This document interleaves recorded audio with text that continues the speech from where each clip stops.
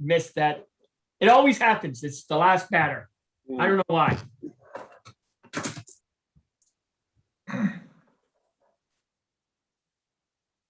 So Jay isn't here tonight either, so I'm going to try and pinch hit for the American flag. Wish me luck. I just put us on YouTube, guys. It always happens. Well, if you don't succeed, you have to sing.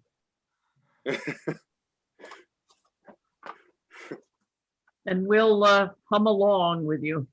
Rico, you're Kate Smith, God Bless America. Rendition. Oh, my God mic bless stopped America, working. isn't it? Sorry.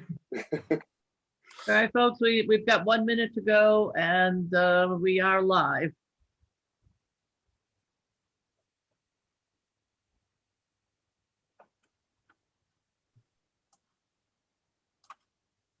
Do we expect Jan?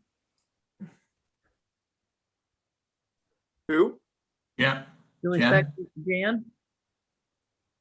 I didn't understand you, Rachel. What'd you say? Jen, is Jennifer Ladd coming? I haven't heard from her, no. So I'm not, I think she's coming, but I haven't heard either way. Okay. Sorry about that.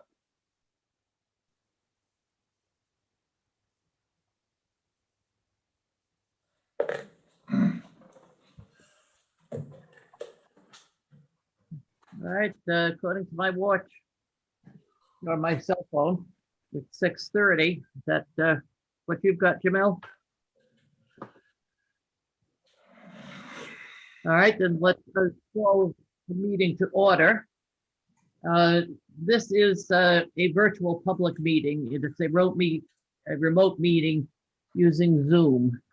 If there are people out in the audience that would like to access the meeting, first of all, you can go to the planning board's webpage, and for viewing only, click the YouTube link.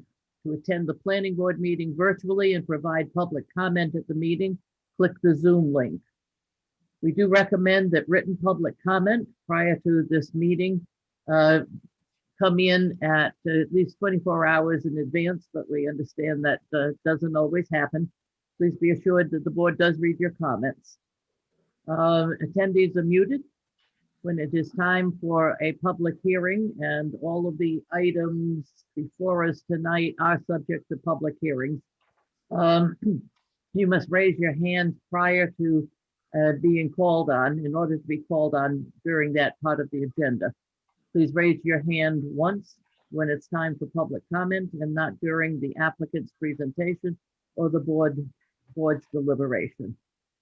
If for some reason or other I happen to drop off the meeting due to technical difficulties, Roger Beely will take over as the secretary.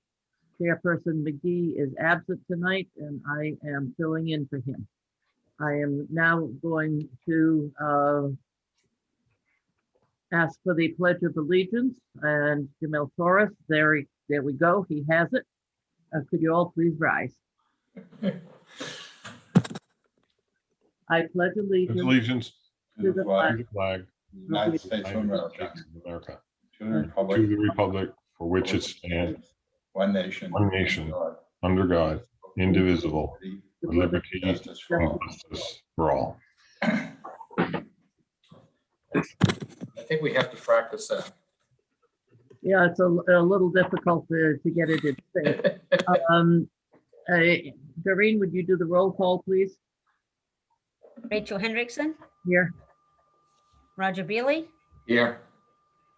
Jennifer Ladd, Rick, Jen, we couldn't hear you. I don't know if there's a problem with your mic.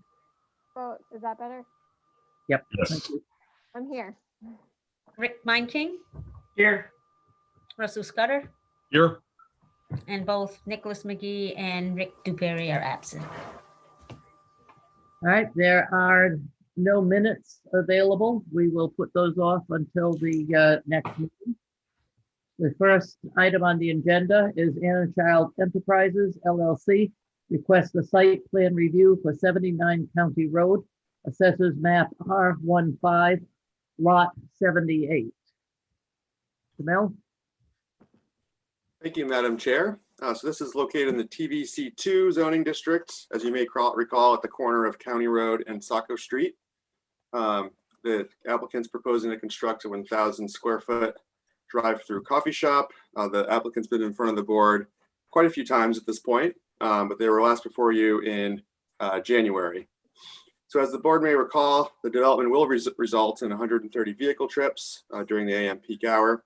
And given the significant amount of trips, the town and the applicant's team and the Maine DOT agreed on some appropriate offsite improvements for the project. And also the applicant provided their Maine DOT traffic movement permit from April with the last to you guys this evening. And staff would also like to note that the fire department does have some concerns about the auto turn simulation for the auto truck. The applicant's aware of this. And we've just asked the applicant to coordinate with them after the meeting. I'll turn it back to you. Thank you very much. And for the applicant, Sean. Good evening. So yes, we're back before you. Since we last met in January, I think we only had to make some very minor changes to the plan, but essentially we had been waiting to receive our traffic movement permit from Maine DOT. We were hoping to be before you for the last meeting, but the permit arrived, I think, 2 days after the meeting. So we had to table that at the last meeting. As Jamel said, we've actually had a couple of emails with the fire department regarding the auto turn. We've sent them the plan that was actually, I think, prepared back in January. So I think there was just a little bit of confusion on some staff changes at the fire department as far as what they had gotten received and approved. So we've addressed that concern with the fire department.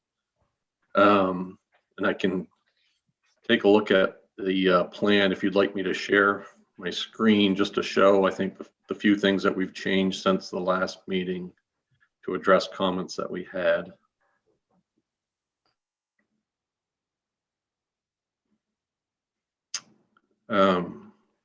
So from the last meeting, there was a comment regarding the 5 spaces for five future parking spaces if needed. We added some verbiage to that note, or calling out the ordinance requirements. So that was added here to this note. We adjusted the alignment of this walkway to the intersection so it lines up with the crosswalk. I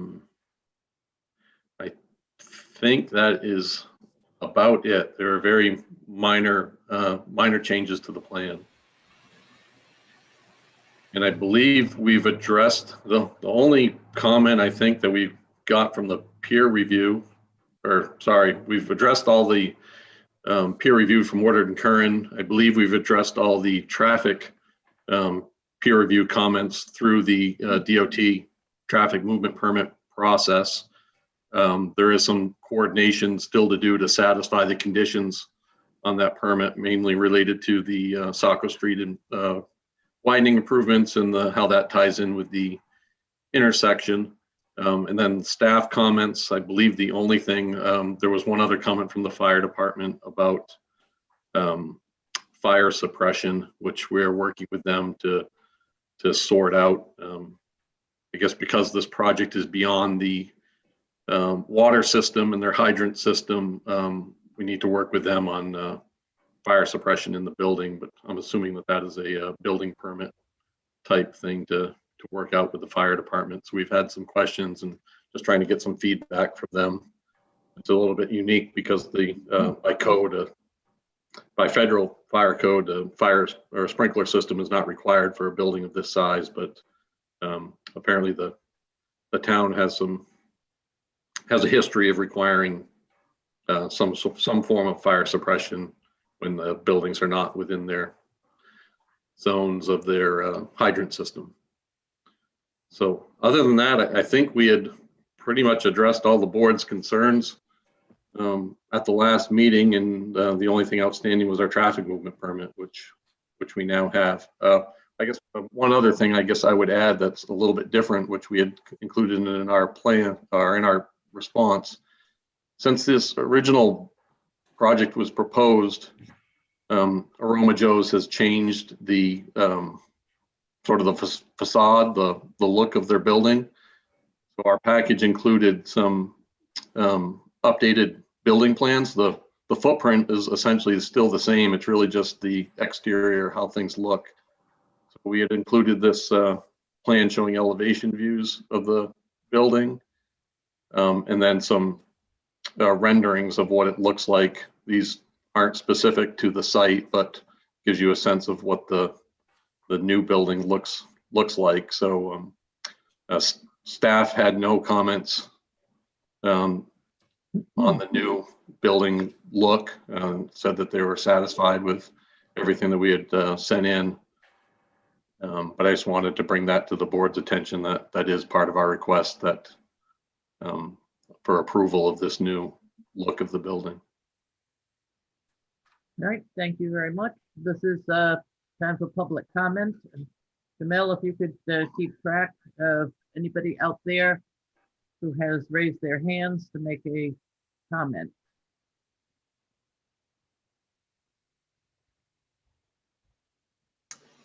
I'm not seeing any. Oh, I have one. All right. Kathleen, I just Yep. unmuted. Kathleen, we do have your written comment. Thank you. Okay, so I don't want to be repetitive, but I'm also not sure how my concern about the potential, any potential contamination of the water supply is being handled. I think I went to one of the very early meetings, but I was never notified of any other meetings, and not living in Scarborough, living in Portland, but we own all that abutting property next to the location. You know, we have 5 duplexes out there. We have 4 approved lots that don't even have houses on them yet, 1 acre lots.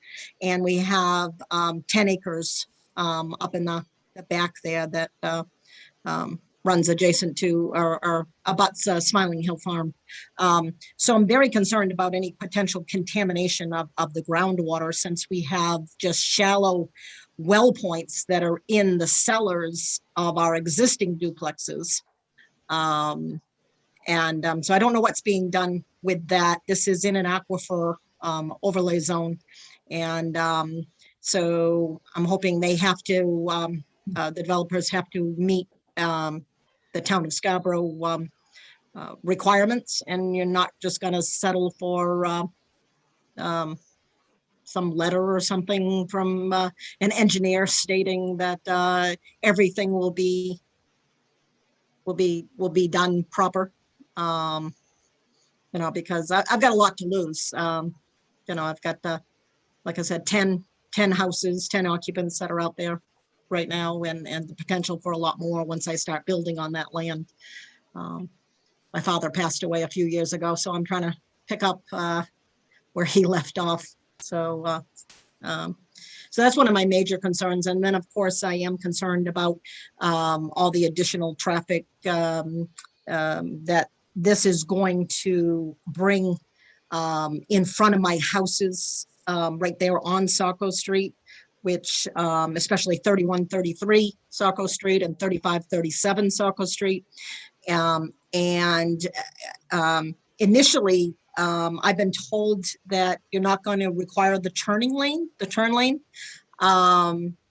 So with or without the turn lane, I think I'm going to be negatively affected. My tenants are going to be negatively affected because by not being able to get out of the driveway, either from a backup of the turn lane or from a backup on Saco Street. But as you know, quite a bit of traffic travels Saco Street during the busy hours, especially in pre-COVID, it often backed up all the way to Brackett Road. So, and then I'm you know, you can see some of my other concerns in the letter. Then I'm concerned how when traffic exits out of their driveway, how it's going to make a left-hand turn out of their driveway without holding up traffic traveling Saco Street northbound towards Brackett Road. I'm worried about the possibility that people are going to make a right-hand turn out of their driveway onto Saco Street, go down Advance Street, which is, I mean, it's a town street, but it's really our street, and pull a U-turn on that street, and therefore affect not, you know, my houses that are on that street. Well,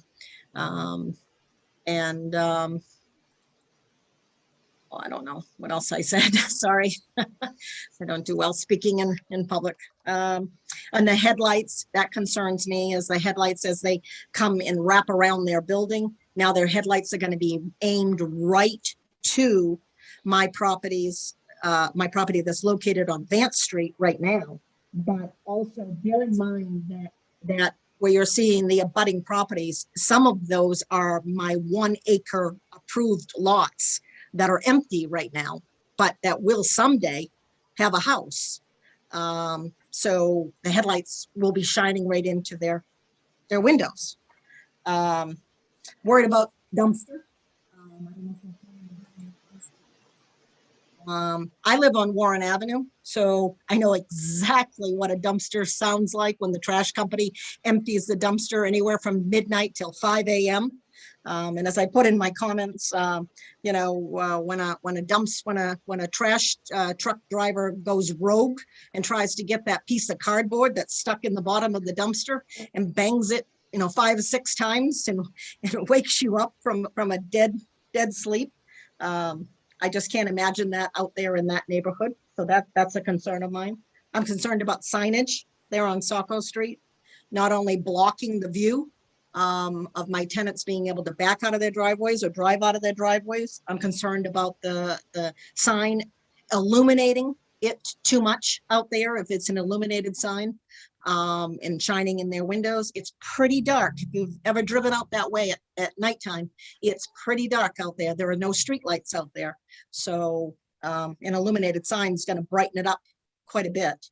I'm concerned about my tenants not being able to get their mail because a turn lane, especially at 3133, is, I would assume you're going to take land from my side of the street. I don't know, maybe you'll take it from the other side of the street, but it's apt to bring the travel lane of Saco Street that much closer to my houses and my mailboxes.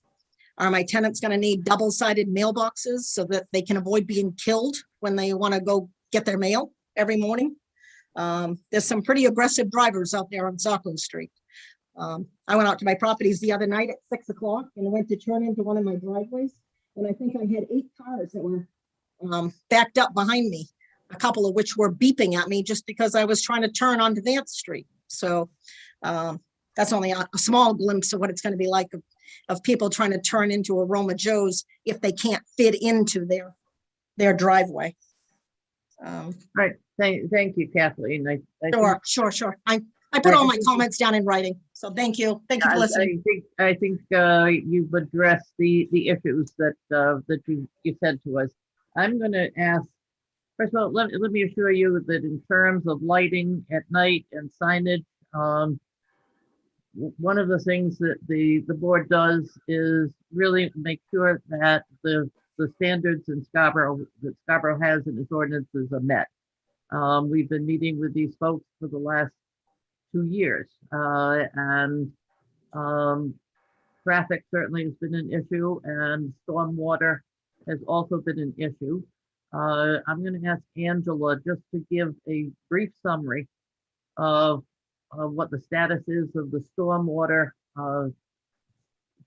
concerns on the site and the measures that have been taken to assure that there is no leakage into the aquifer. And also just a very brief analysis of what the changes are going to be at the corner of Saco and County Road. Sure. I'll probably have Sean chime in at a certain point there, but like as you said, we've been going back and forth with this project for the past few years, or a couple of years at least.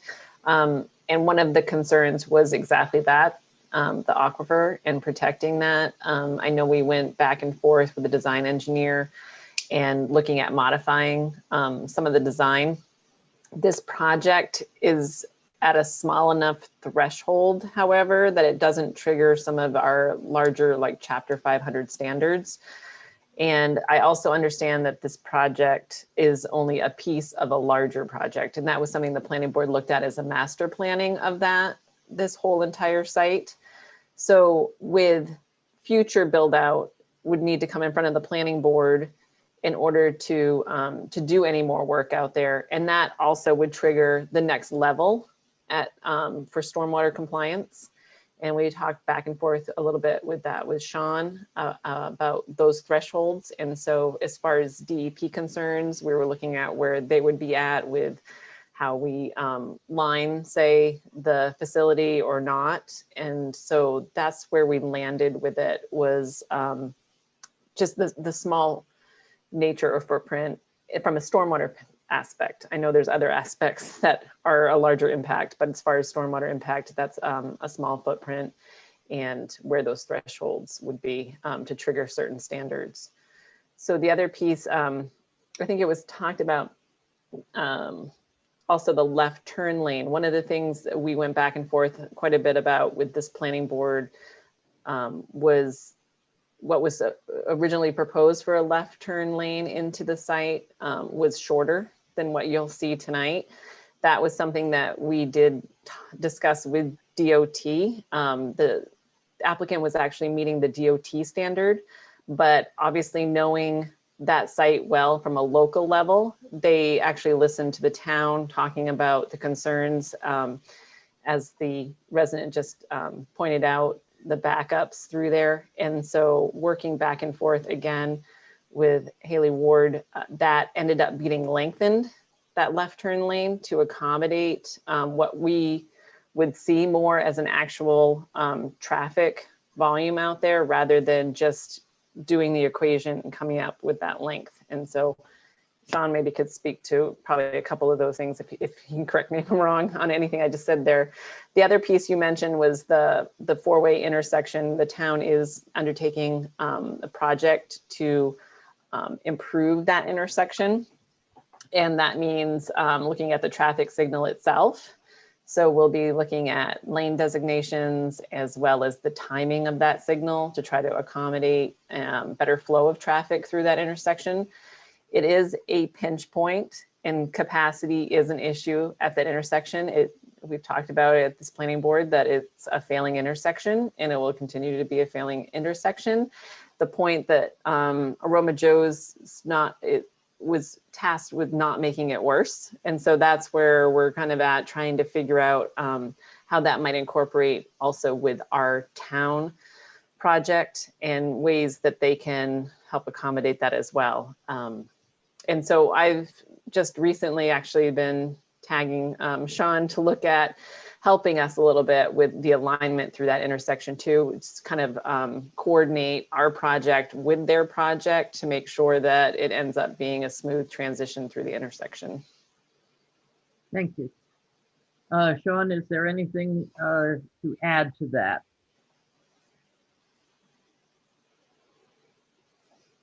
No, I think Angela pretty much covered it. I mean, the stormwater, there's requirements for us to meet for if we're in the Aquifer Protection Overlay District and we meet the ordinance requirements for the project.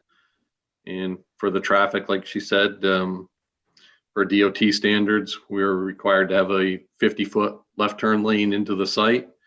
Our permit is requiring us, based on discussions with the town and DOT, they put in we had to revise the plan to provide a 100-foot turn lane into the site. So double what our calculations show of what DOT would be required.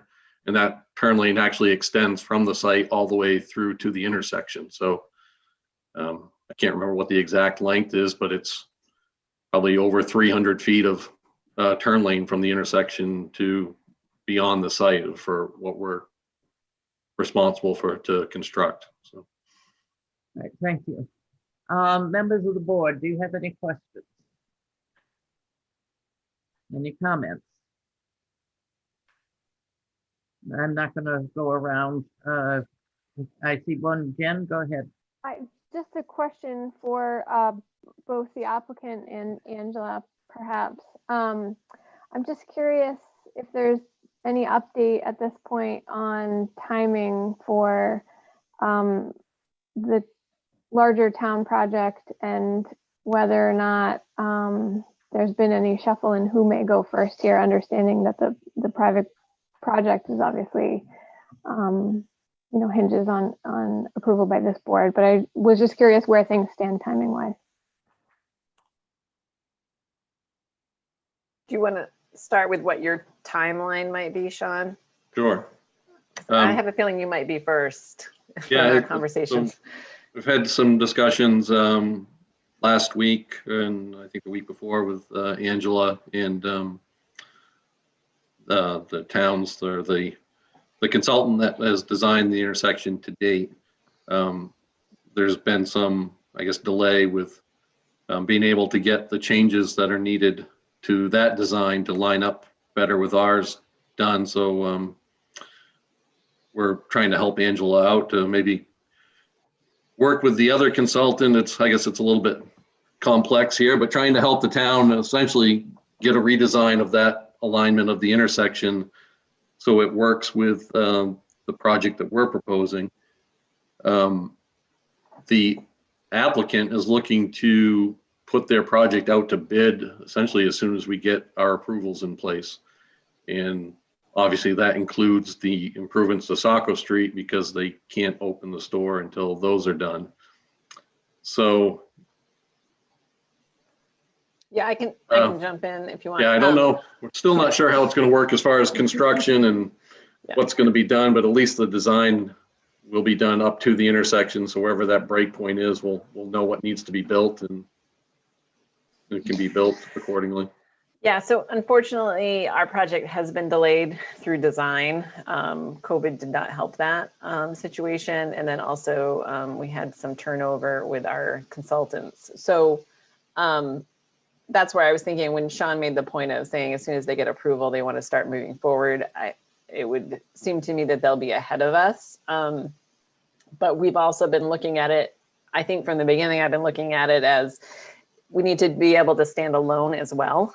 Whether we go first or they go first, they need to be able, there's going to be an area obviously where there's a transition and whoever's last needs to accommodate that transition. And I think both sides are well aware of that, as long as we have a full design that works. Thank you. Roger? You're muted. Yeah. I just wanted to mention the sign because the abutter raised the issue about the sign. As far as I can tell, the only sign is going to be on County Road. Is that correct? That's correct. Yeah, the only pylon or freestanding sign is on County Road, not on Saco Street. Sure. Okay. And just kind of curious, when you were before the board last, we were wondering about that sign, the way it can change the background and everything.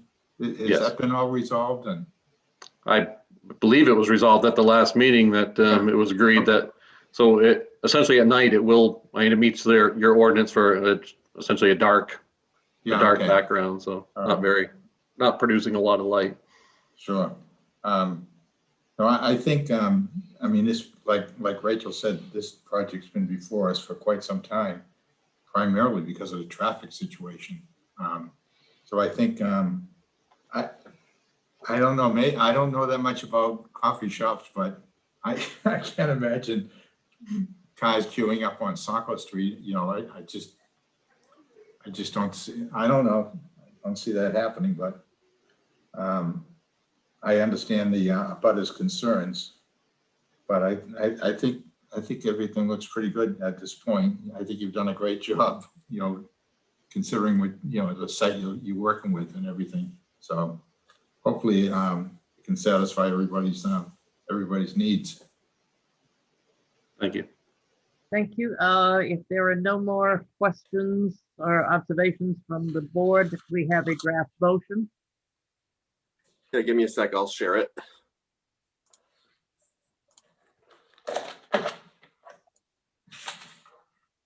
See it okay? Yes.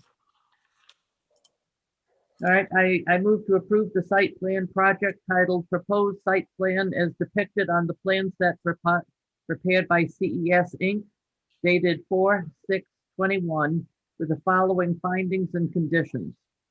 Findings. The applicant is proposing to construct a 1,010 square foot drive-through coffee shop with associated landscaping, pedestrian amenities, parking, and drive-through lanes. The proposal also includes a private septic system and bioretention basin for stormwater management. The project is located at 25 Saco Street and is within the Town and Village Center's transition PVC2 zoning district. The planning board has reviewed the application and supporting documentation and finds that the proposed design of the site plan adequately addresses the site plan review and zoning ordinance requirements for the site utilization and layout, access, internal vehicular movement, parking, pedestrian ways, landscaping, stormwater management, lighting, architecture, signage, utilities, and storage. Conditions. Number one, the planning board has determined that the particular building can be occupied or use carried on with fewer parking spaces than required and has reduced the requirements for off-street parking in accordance with section 11C in the zoning ordinance. Prior to any change of use and/or tenant on the site, the applicant shall provide written notice to the planning department for staff to determine whether these changes could be reviewed by the planning board. 2, prior to the issuance of a building permit, the applicant shall A, pay the traffic impact fees, B, provide funds equal to the cost of constructing a sidewalk along the property's Saco Street frontage towards the town's multimodal reserve account, C, coordinate with the police department in regards to the addressing for the proposed building. D, coordinate with the fire department with regards to fire suppression for the proposed building. This shall be reviewed and approved by the planning department. 3, prior to the issuance of a sign permit, the applicant shall provide a final signage plan. This shall be reviewed and approved by the planning department. 4, prior to the start of construction, a pre-construction meeting is required. The meeting shall include appropriate town staff, the developer, and their site contractor, and is to be coordinated through the planning department. Is there a second? Second. Second from Mr. Beely. Are there any amendments or corrections?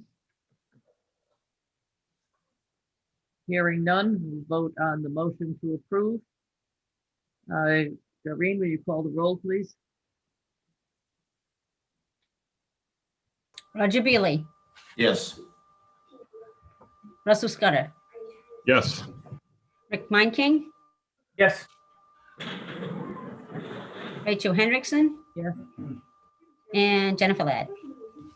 Yes. Thank you. That's a not unanimous. I'm sure, Sean, that you're heaving a sigh of relief. And I thank you for all of the patience and the consideration you've shown during this time, and your willingness to work with us on correcting and dealing with any problems or issues that we had. Thank you very much. And move on to item number 6. GTR LLC requests a site plan review for lot 51 within the Innovation District subdivision of the Downs, Assessors Map U53, lot 51. Jamil? Thank you. So this applicant's proposing to construct a 30,000 square foot building, as you may recall. It'll consist of office and light industrial space within 3 different tenant spaces. The proposal also includes 2 full access driveways along Center Street. So as you may recall, the site plan review ordinance does require no more than 1 full service driveway, except when an additional driveway must be provided to prevent traffic hazards or congestion. As requested, the applicant has provided a site access assessment, including auto turn simulations for trucks that are anticipated to utilize the northern driveway. The applicant has also reduced the pavement radius to 25 feet along the northern curb cut to help narrow the appearance of the driveway as well. So the board should be sure to provide direction to your comfort for the two proposed driveways this evening. The applicant has also indicated that they are proposing offsite improvements to the existing traffic island along Center Street, along with the potential installation of an additional traffic island to the south of the project. The new traffic island would seek to be a traffic calming element as vehicles enter the Innovation District from the south in the future. Well, this proposal is conceptual in nature. Staff is supportive of this and would suggest a condition of approval requiring the construction of the traffic island once this phase of the project was brought forward by the Downs team. So the applicant should be sure to discuss this with the board as well. And the applicant's also proposing to provide fewer parking spaces for the project than required by the zoning ordinance. So the planning board will need to provide direction on your comfort on the proposed project being carried on with the reduction in parking. We did provide a draft motion to you all this evening prior to the meeting for your consideration. I'll turn it back to you. Thank you. And for the applicant? Dan, have you got it? I do. I just needed to unmute myself. I apologize. Good evening. Just getting my screen squared away. Good evening, Dan Bacon, presenting on behalf of the DPR LLC, who's developing this site. I'm joined by Will Savage and Pete Heil of Acorn Engineering, and also Ryan Senator, the project architect. First, I'm going to provide sort of a general overview, and then Will will fill in the blanks if I miss anything. I want to thank planning staff first and foremost for a couple of key collaborative meetings we've had since the board's last review of this. We've made some key plan changes and improvements in light of staff review and comments, and I think we have a better plan for it. So thank you, staff. We're also excited to announce we're working with an end user who would lease this entire building, and we can't announce who it is quite yet, but it's exactly the type of use and company the Innovation District is set up for. And they're specifically interested in the site, given its size, the site layout, actually the fact that it has two separate access points with an exclusive loading area separate from the employee visitor area in terms of parking and access. And also in light of the aesthetics of the building, kind of the programming of the building, the attractiveness of the building. So really the site layout and kind of how we arrange the site and how the designers came up with the building program and aesthetics is drawing attention to the site. So since our last meeting, Will's team put together a great analysis as to why two access points actually make more sense than one, the way it's arranged. And I've done a fair amount to narrow the driveway on the northerly side for truck access only, and to really kind of prevent trucks from having any reason to circulate around the building. So the northern side of the site really is the truck side, and the southern side of the site is really the car side, and they won't really commingle.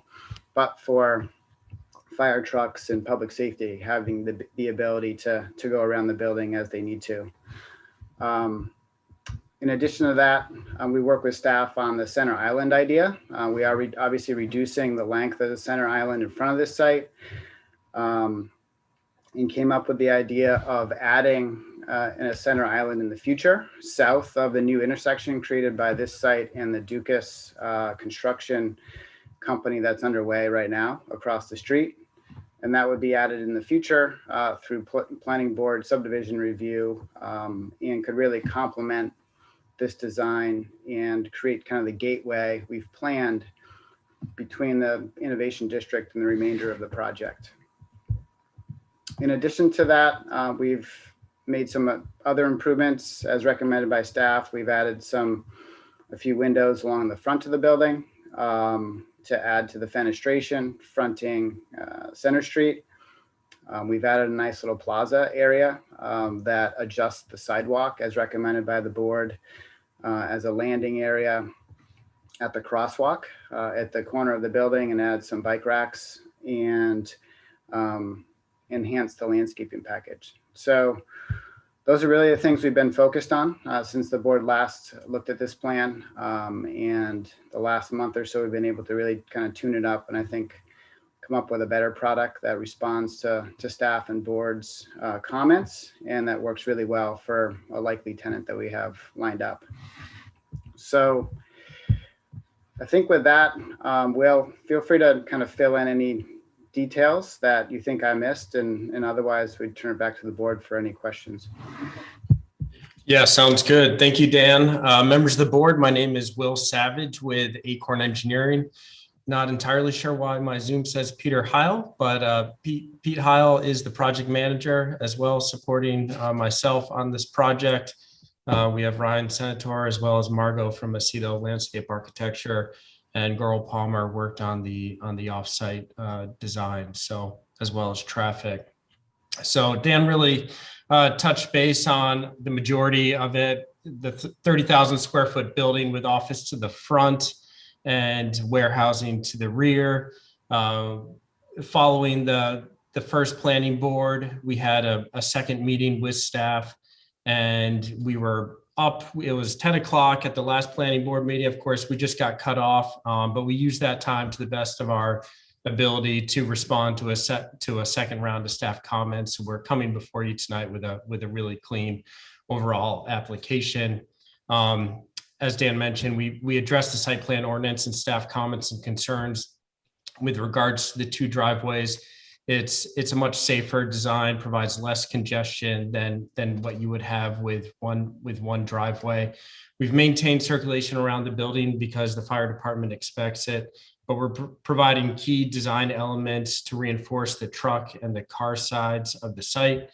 We will add in that center island to the south of the intersection. As Dan mentioned, you have Dukas construction across the way. It creates this really nice, robust intersection and boulevard effect with islands on either side. It provides, we've expanded upon the sidewalk. We've adjusted the sidewalk up to provide that safe refuge for pedestrians as they cross over. We've also provided that really key placemaking patio space adjacent to Center Street, adding in some bike racks and creating a really nice amenity for the site, as well as pedestrians going to and from. What else? As I mentioned, we added bike racks to that location. Previously, we had the dumpster closer to Center Street. It was, quite visible from Center Street, but tucked adjacent to the building. We've since relocated that to the rear and north side, so it's just that much more screened, both visually, with the robust buffer, as well as just set back much further away from the street.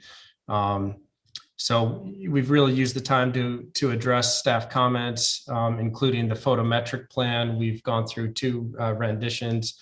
We still need to make one final update to that. And then we've also added additional landscaping updates, including additional trees along the southern edge. So, I briefly highlighted the proposed Center Street island to the south to really bolster this intersection. Dan touched base on the additional windows provided along Center Street, and we're meeting all the various requirements for the building design. So with that, I'd be happy to answer any questions, and Ryan and Margot are also here to help answer any questions. Thank you. Thank you. This is an item that's available for public comment. If there is any member of the public who would like to comment on this, please raise your hand. Angela or Jamel, if you could keep track and let me know. Not seeing any.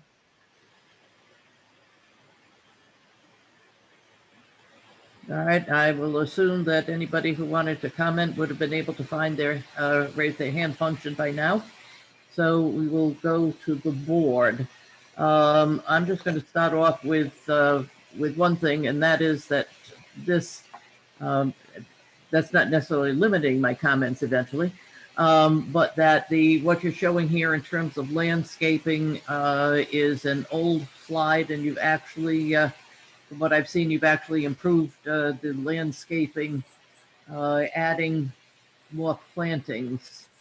So that's just simply something to note, that it actually does have more landscaping, more abundant landscaping, especially the pine trees in the back.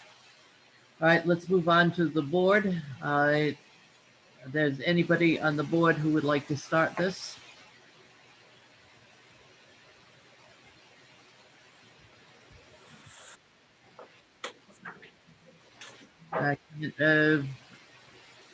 Could you stop the screen sharing so we could pull up a full screen for the board, please?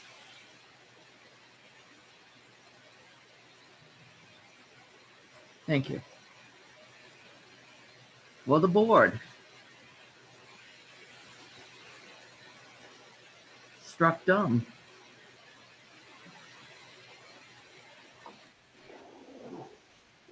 If nobody has any comments, okay, I see Rick Manking, and then Roger looked as though he was getting ready. So start with Rick and then go to Roger.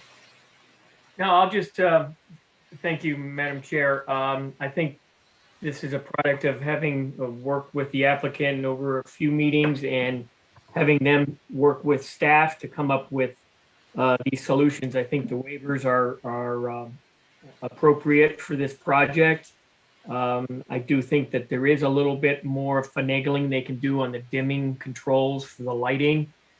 Try to get the parking lot area, which is on average a little bit brighter than what is recommended. So I think the type of fixtures that they're using have the ability for some advanced controls on those. So I think working with the staff and getting those in place will be able to maintain a nice light level in that area. But I think it's going to be a nice addition to the Downs. And it looks like if they have a prospective tenant already, that's wonderful. And I appreciate the work that they put in and listening to us. And I think this will work out well for the Innovation District. Thank you. Thank you, Rick. Roger? Actually, I don't really have anything to add. I think they've done staff and the applicant have done a good job putting this all together. Interesting concept regarding the parking and the two access points and everything. So I have nothing else further to say at this point. Thank you. All right, I have a couple of questions. Dan, when you did the traffic turning, the auto turn, did you do a test to see whether a semi could come into the parking lot, the northerly area, if there was a truck parked at that first overhead door? Yes, I believe so, but Will can Correct. speak to that. Correct. I can answer that. We made sure that we did an auto turn for a WB50 with 4 trucks. The loading docks can each take 2 trucks each, so 4 in total. And you're correct, Rachel, the cab sticks out a little bit. And so we made sure that a truck could come in and fully circulate with the loading docks full. But how about that first overhead door? Suppose there's a truck parked there. Nearest to the entrance. I mean, let me see.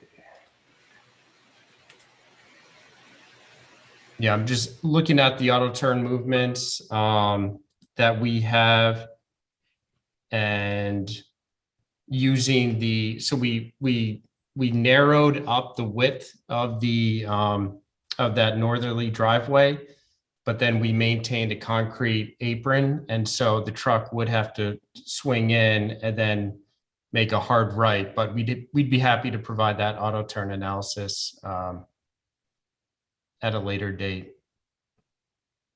All right, thank you. And one other what if question. I know you've talked about making sure that a truck doesn't pull around the building and try to exit from the southerly entrance. We also know that there are speed limits and people exceed those. And it's quite possible that a truck could decide, a driver could decide that, well, I can make it out of that entrance. Do you have any sort of a plan to what happens if a truck actually tries to do that?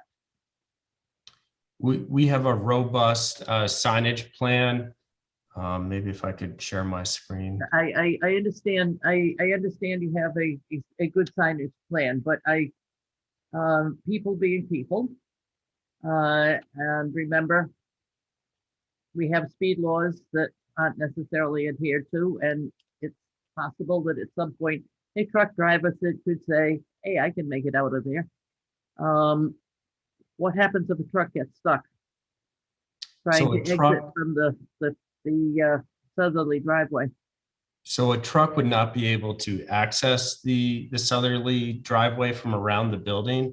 From the truck loading area to the north, if a truck tried to go behind the building, they would get hung up on the first curb that you have towards the dumpster, that nearest inside curb. So the site has been designed for a fire truck access around the site, but it has not been designed to the rear and to the south for a WB-50 tractor trailer on purpose. Okay, so it's not just a sign that you've used to ensure that nobody ends up using that, no truck ends up using that southern driveway. But actually there's an additional construction barrier on the site. Okay. That was my concern. I could see a truck trying to do that and ending up halfway across Center Street, and only halfway across Center Street. Yeah, Madam Chair, just one other design component to reinforce that is, I think, as you likely know, but maybe those watching don't realize, the loading docks are also angled so that when the trucks pull in, they then back up, and then the trucks are angled to leave only on the northerly entrance as well. So after loading, it would be, besides not being able to get around the back of the building, it would be they couldn't make that movement out that direction either, because they're basically aimed back out the proper driveway. All right, thank you. One of the criteria for agreeing to a second entranceway, second curb cut, is that it relieves congestion and it eliminates as much traffic hazard as possible, and pedestrian hazards. So it's important as we go into looking at a motion that we be clear as a board that the steps that you've undertaken to eliminate congestion and ensure safety is part of our consideration. So I appreciate the work you've done with that. Do we have any more comments from the board? If there are none, we have a draft motion. Give me a sec, I'll pull it right up. You see it okay? Yes. I will say that based on discussion, we made a little change to condition 2A. So we highlighted it in red so you guys can read that. All right, thank you. You're welcome. I move to approve the site plan project titled Innovation District Lots 51 and 52 is depicted on the plan set prepared by Acorn Engineering, Inc., dated 5/3/21, with the following findings, waivers, and conditions. Findings: the applicant is proposing to construct a 30,000 square foot building that will consist of office and light industrial uses within 3 different tenant spaces. The proposal also includes associated parking, landscaping, and loading dock areas. The project is located on Lot 51 of the Innovation District subdivision and is within the Crossroads Planned Development CPD zoning district.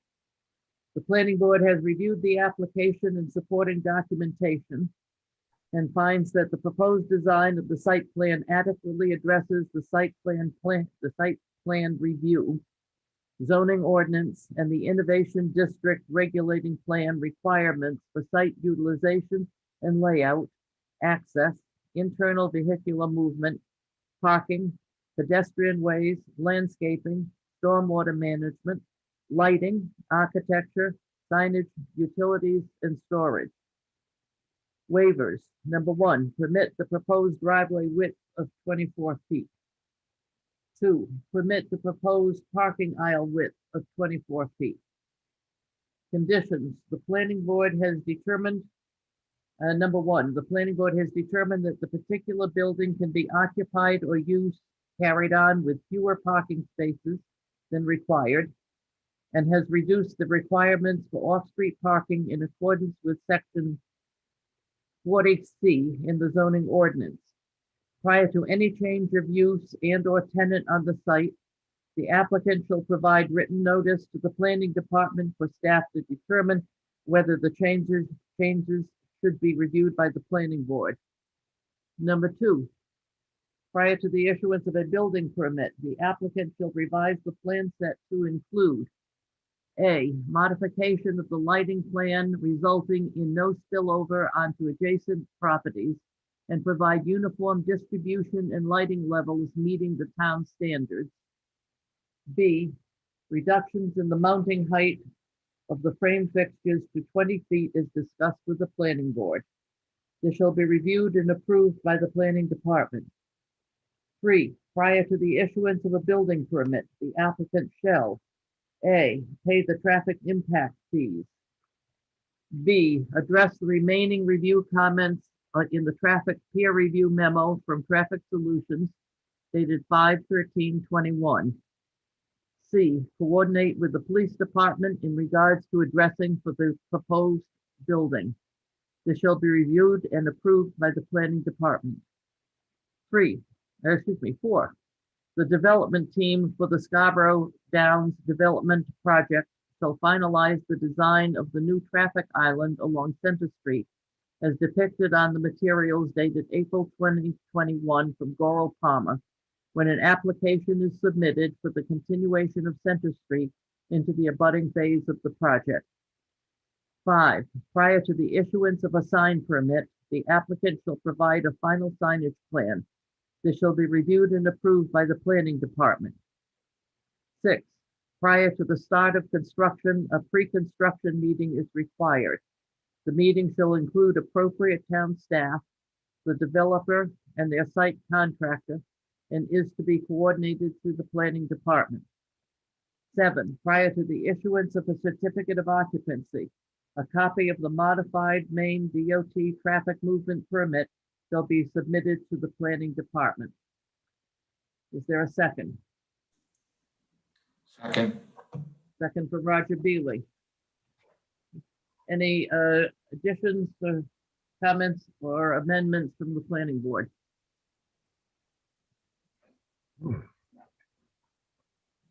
Hearing none. Doreen, will you call the vote, please? Rachel Hendrickson. Yes. Roger Beely. Yes. Russell Scudder. Yes. Jennifer Ladd. Yes. And Rick Meinking. Yes. That is unanimous. Congratulations, folks. I look Thank you forward very to much. what the attendant might be. Thank you very for much. all the work you've done.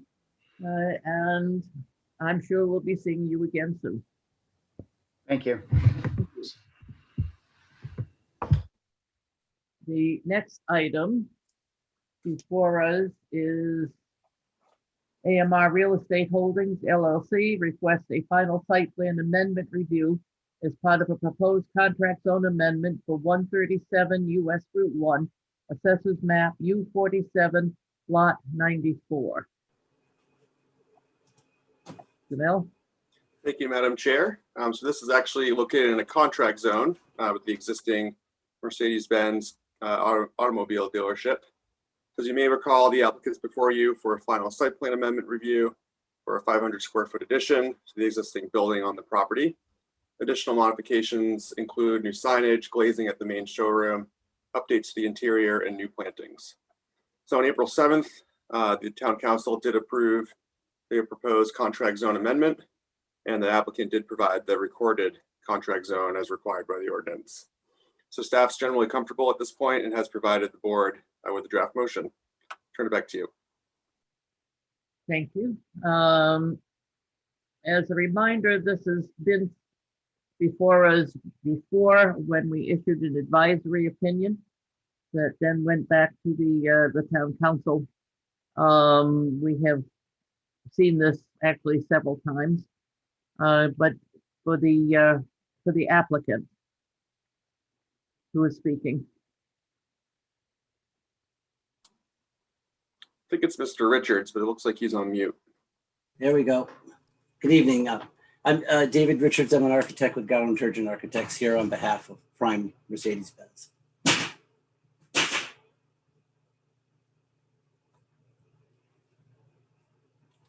I'm sorry, did you not hear me?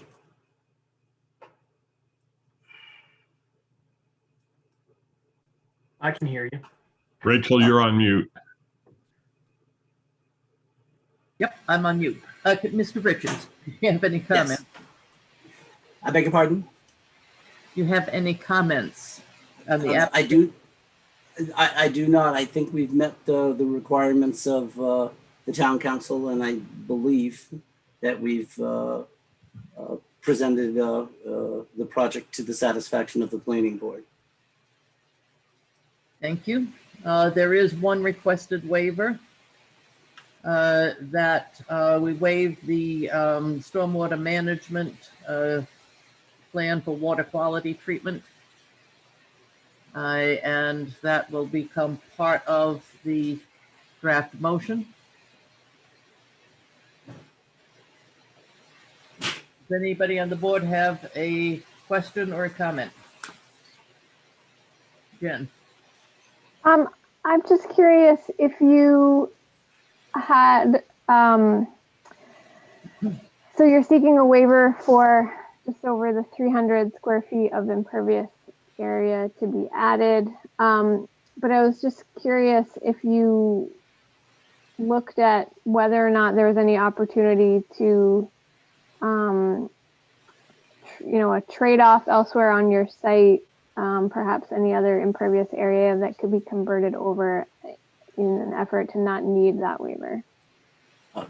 We did not. It's actually around about 270 square feet. Their roof, some of the area we're requesting is actually under an existing roof. So that little triangle on the drawings is the area. So we're about, I think it's around 275 feet of impervious.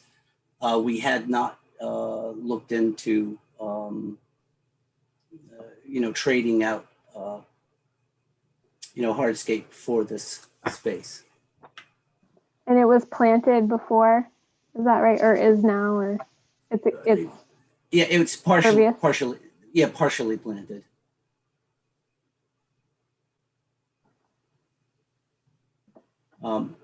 And we're actually building over existing sidewalk too.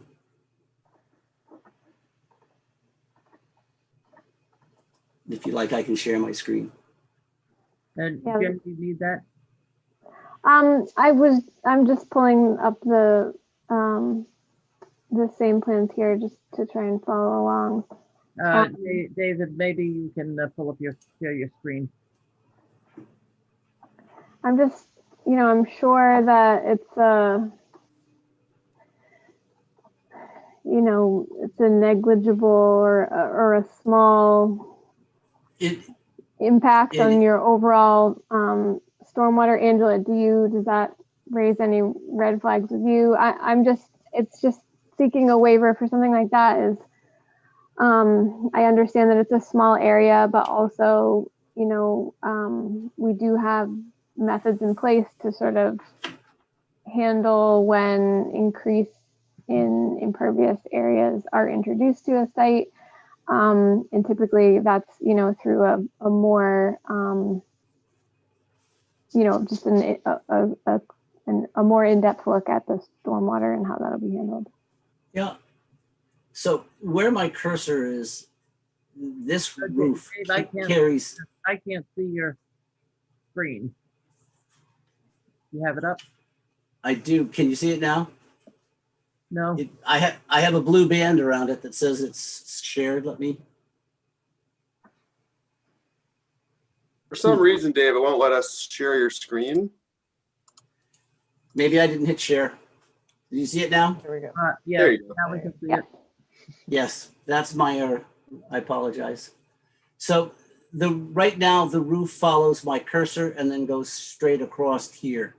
So the impervious area that isn't already, or the area that isn't already roof is just where I'm tracking right now with my mouse.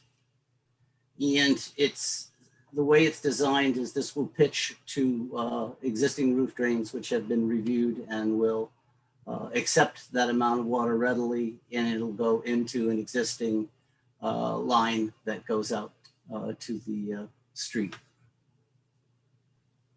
So it's, If it helps, Jen, sorry, Rachel, if I could speak. Yeah, go ahead, Angela, go ahead. If it helps, I know this site has been in front of the board over the years a couple of times, and one of the things is talking about those little pieces. One of the things I know, probably in the previous application, maybe with Dave, we went back and forth a little bit about knowing it's a little piece you're adding, but it was, we kind of looked at making sure we're not impacting abutters and where that roof runoff is specifically going.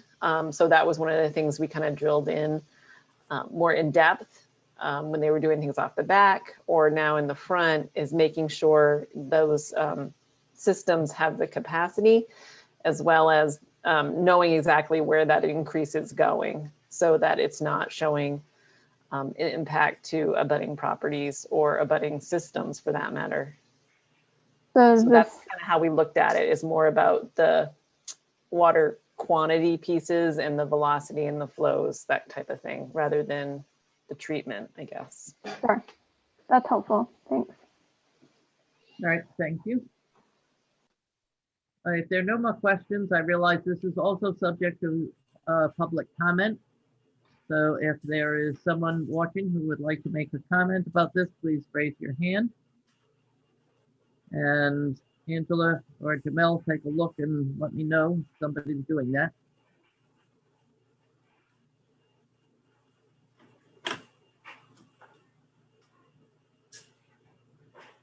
Don't see anybody. All right, seeing nobody. We have a draft motion on this. Jamel, if you could put it up, please.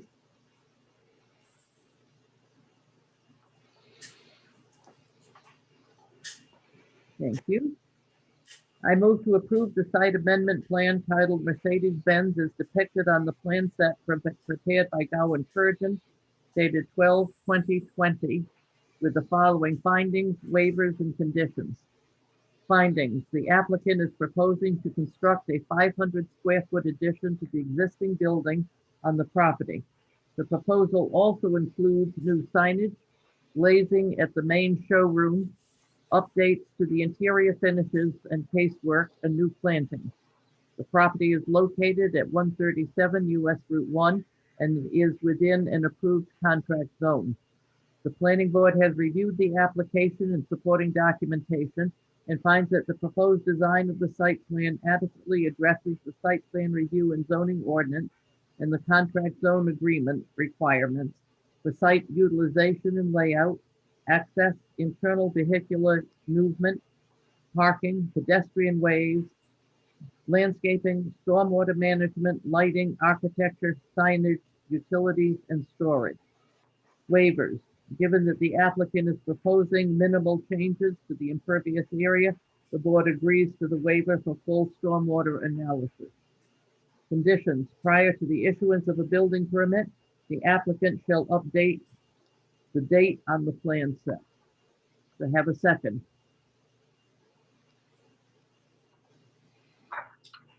I'll second it if nobody else wants to.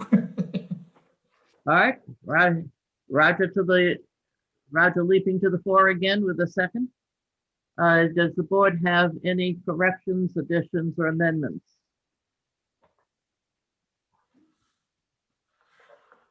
Hearing none. Doreen, call the roll, please. Rachel Hendrickson, Yes. Roger Beely, Yes. Russell Scudder, Yes. Jennifer Ladd, Yes. and Rick Manking. Yes. That's unanimous. Thank you very much, folks. I know this has been a process, pretty lengthy process for you. I appreciate your patience and your willingness to make changes and work with us as we've gone along. Thank you for your help along the way. Much appreciated. And we have an excellent planning department and staff, and they help all of the people of Scarborough in their work. Thank you. Let me just inform the public that we will be taking a 5-minute break at some point this evening, when I find an appropriate time to hold that break. We are going to go on now to item number 8.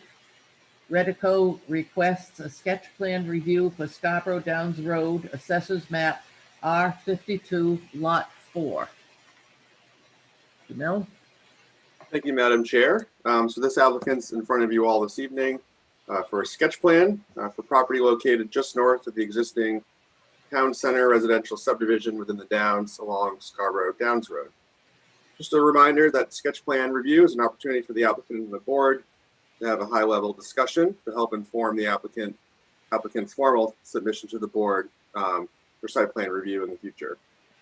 So the applicant's proposing to construct an approximately 61,575 square foot footprint, 2 to 3 story building. That will consist of 40 senior housing units, 75 assisted living units, and 30 memory care units. The proposed design appears to include parking between the public streets and the proposed building. So staff has recommended that the applicant provide a robust landscaping program to help screen the proposed parking areas in order to meet the standards. And given that the proposed development is located directly adjacent to the existing grandstand, clubhouse, and large parking area at the Downs, staff has also recommended a robust buffer to the north of the building between the parking area and the existing infrastructure. And finally, staff has noted that the commercial design standards require the architecture of new buildings to be influenced by traditional New England forms and town-making patterns. So staff has recommended the applicant design the building to meet the commercial design standards, while also coordinating the design with the other multifamily buildings within the adjacent subdivision. And there's several other high-level comments within the sketch plan memo, but at this point, I'll turn it back to you. Thank you. And for the applicant.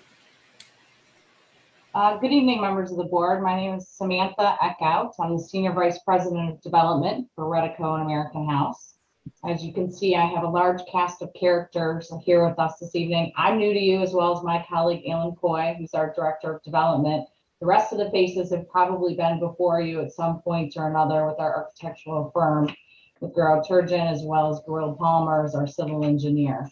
So again, while we're new, we're not new to doing this. So we bring in experts who do business in your town on a regular basis, as well as Sashi. Sorry, Sashi, I didn't mention you as well. I wanted to give you a brief introduction of who we are. We are a senior housing company that has approximately 60 communities. We are based out of Michigan, but we have a footprint that is Illinois, Ohio, Michigan, Florida, New Hampshire, and now this would be our first project located in Maine.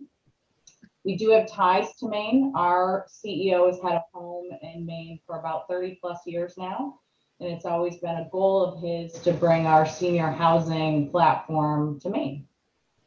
We have about 3,000 employees and about 5,000 apartments total. We are continually growing, although we do it very thoughtfully and conservatively, if you will. We're a family-owned business, and we've been around about 50 years. So that's a little bit about us. We are very mission-driven. in that we work really hard to enrich the lives of those that we serve. We spend a lot of time making sure that our residents have an amazing experience, because we believe it's just that. Residents can live in many different places. So we work hard to make sure that our culinary and our medical services, and again, most importantly, our life enrichment is above and beyond other places in the community that they might be able to get that. So we're here this evening to propose the building that Drew laid out, or will lay out for you. With that, I'm going to turn it over to our team. As I said, we've got all local players here, and I'm going to turn it over to Drew to tell you a little bit about the specifics of the community. Thanks, Samantha. So Drew Gagnon here with Goral Palmer, project manager on this project. Samantha did a nice introduction of all of our team members here, but they're right on the screen in case we want to catch it again. We have Gaurav Turjan, architects behind this project, landscape architects. Me and Steve Bushy will be running it for Goral Palmer, and Landry French has been obtained for pre-construction management services for all serving the Redico team here with Alan Goy and Samantha Eckert. I'll start by this nice overall Downs parcel map to kind of orient everyone on where we're talking about on the site. So the right-hand side of the screen is Route 1, Payne Road's on the left-hand side, and Higas Parkway's to the south. So this big black box right here, this dashed line is the parcel we're looking at. Just under 5 acres, and you can see the existing grandstands, clubhouse building, as well as the track to the east of the project is planned north here, and I'm going to switch everyone in just a second. The Town Center residential subdivision is just south of the project right here, which is recently approved. And then the amended subdivision is in this portion over here and over here. So this is a nice little existing conditions overlay we put together here. And again, I just flipped everyone 90 degrees. So current Scarborough Downs Road is on this side of the screen, and Hackamore Ave is on the south side in the bottom here. It's in real light gray line work, so I'm not sure if you can see it, but essentially the Downs Road stops right where my hand is, and Hackamore stops right about here current today. And I'll get into this a little bit, but we're getting into a concurrent subdivision review to extend the Downs Road and extend Hackamore Ave in order to create this lot. So this yellow dashed line is the current proposed property line that would be transferring to Redico. And you can see the existing terrain underneath it. Now, this is an old Google Earth picture, so there's not this many cars there right now. Currently, this is used as a laydown for the construction of Town Center residential. You can see a portion of the property is over the inner and existing track, and it does avoid the clubhouse, and it takes up a bunch of pavement here, basically. So nice little site here. This is the proposed site layout that this is a colored version of the plan we provided to you guys in your packet. So this building is got a bunch of different wings, and I'm going to let Gaurav Turjan get into the interior and kind of the exterior design of the building and how they put that together. This is about 60,000 square feet footprint, 2 to 3 stories in some areas, and about 155,000 square feet of gross floor area. So we have about 145 beds in this building, 40 assisted living light units, 40 assisted living light units, 75 traditional assisted living units, 30 memory care units, which totals 145 total beds in there. So we have also, I'll zoom in here, an enclosed memory care area where we have the fence surrounding the wing here for security reasons. And there's also proposed another courtyard down in this corner of the building down here. I'll let Sashi get into some ideas that she has for these, but we do have an extensive amount of outside patio space as part of this development. We have 3 entrances proposed. Really, it's 2. There's one off the proposed Scarborough Downs Road extension here, and one off Hackamore Ave, which lines up with the Hayloft Apartments building right here entrance. This road front runner extension is not proposed at this time with a concurrent subdivision review, which will be in front of the board in the next coming meetings. But we're showing a future connection to it on the northern end of that front runner. So as far as parking goes, the town requirement is 101 parking spaces, and we have proposed 104. That's a combination of, I believe 89 uncovered spots and 15 covered parking that were proposed as carports right now. These carports are proposed along the northern side of the access drive here. And that's in addition to help buffer that parking lot that Jamel had in some of the comments from the town, as well as providing some nice covered spots for some of the assisted living light units that are presented in this project. Down here in this parking lot is mainly visitor parking, and we're having this be essentially the main entrance to the building is down over here for emergency services as well as visitors.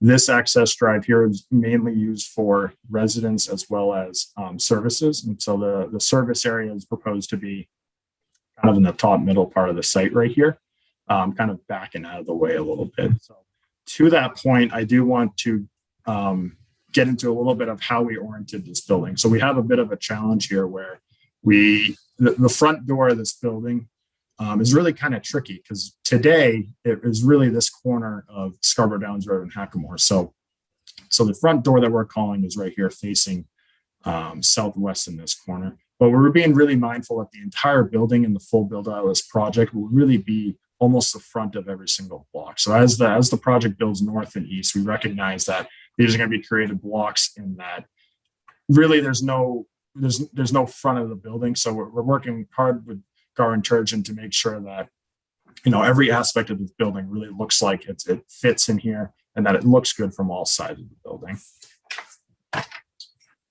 Fire access. So we did meet with the Scarborough Fire Department about a month or so ago, and they requested 4 sides of access all the way around the building. So that's partly in why we have this access drive back here to provide fire access throughout the whole site. This loop driveway and parking lot in here provides access to all sides of the building on the southwest corner there. In addition to that, we're proposing a 10-foot wide multi-purpose path with 5 feet of reinforced turf on either side. And in lieu of building the road, we propose to build a multi-purpose path first and use it as a fire lane, as well as a pedestrian connection all the way through the project. In addition to that, the fire department requested that we have some sort of maneuverability for the fire truck to get into this area here, and that would provide them pretty much with access points all around the building. So currently we show an easement stub coming right off multi-purpose path, and we're working hard with Gar Turgeon and where that exactly wants to be Hackamore over a multi-purpose path, but we're committed to providing fire truck access to this corner, which was what was requested. I'll briefly go over the utilities that we're looking at for this site. So familiar with Scarborough Downs, we have a lot of utilities in the roadway. 16-inch water main Downs Road's going up, which will be extended further. 8-inch water main in Hackamore will be looped with the one in Front Runner, and that's where the proposed services are back into this the service entrance out back.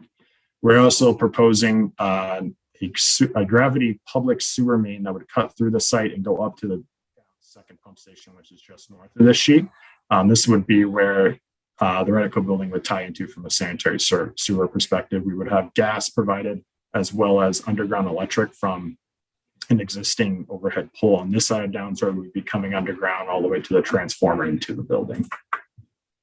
This is a quick overview of just the stormwater plan we have for the site. So this site is part of a pending Maine DEP level 2 site law permit that we're working on with the DEP. So this site will use a portion of it, will use the existing gravel wetland. This gravel wetland is under construction right now, not quite done yet, but we're getting there.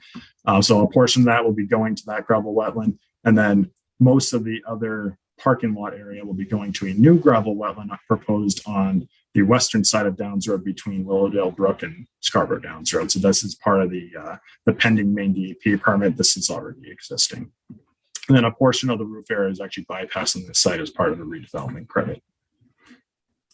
This is a nice plan I put together here for pedestrian access. I really wanted to highlight what this site and how we're tying into the entire pedestrian network. So as you know, we're really committed. I know Dan and Crossroads is committed to a good pedestrian movement throughout this whole project. So as you can see, essentially every street here has 2 sidewalks on either side, including with the 10-foot multi-purpose path that was permitted in Town Center Residential to be continued all the way up through the project, the 10-foot multi-purpose path along Downs Road. And these blue arrows here show the connection of the Redico site to the multi-purpose path and all the adjacent sidewalks. So you can see we're going to have 6 or more connections from pedestrian access to all portions of the project. Jamel had a great comment in the staff memo to connect this sidewalk to the multipurpose path, and we're certainly happy to do that. Future site plan applications will definitely show that. I'm going to pass it over to Rebecca now at Garland Turgeon to talk a little bit about the building. Thank you, Drew. Good evening, everyone.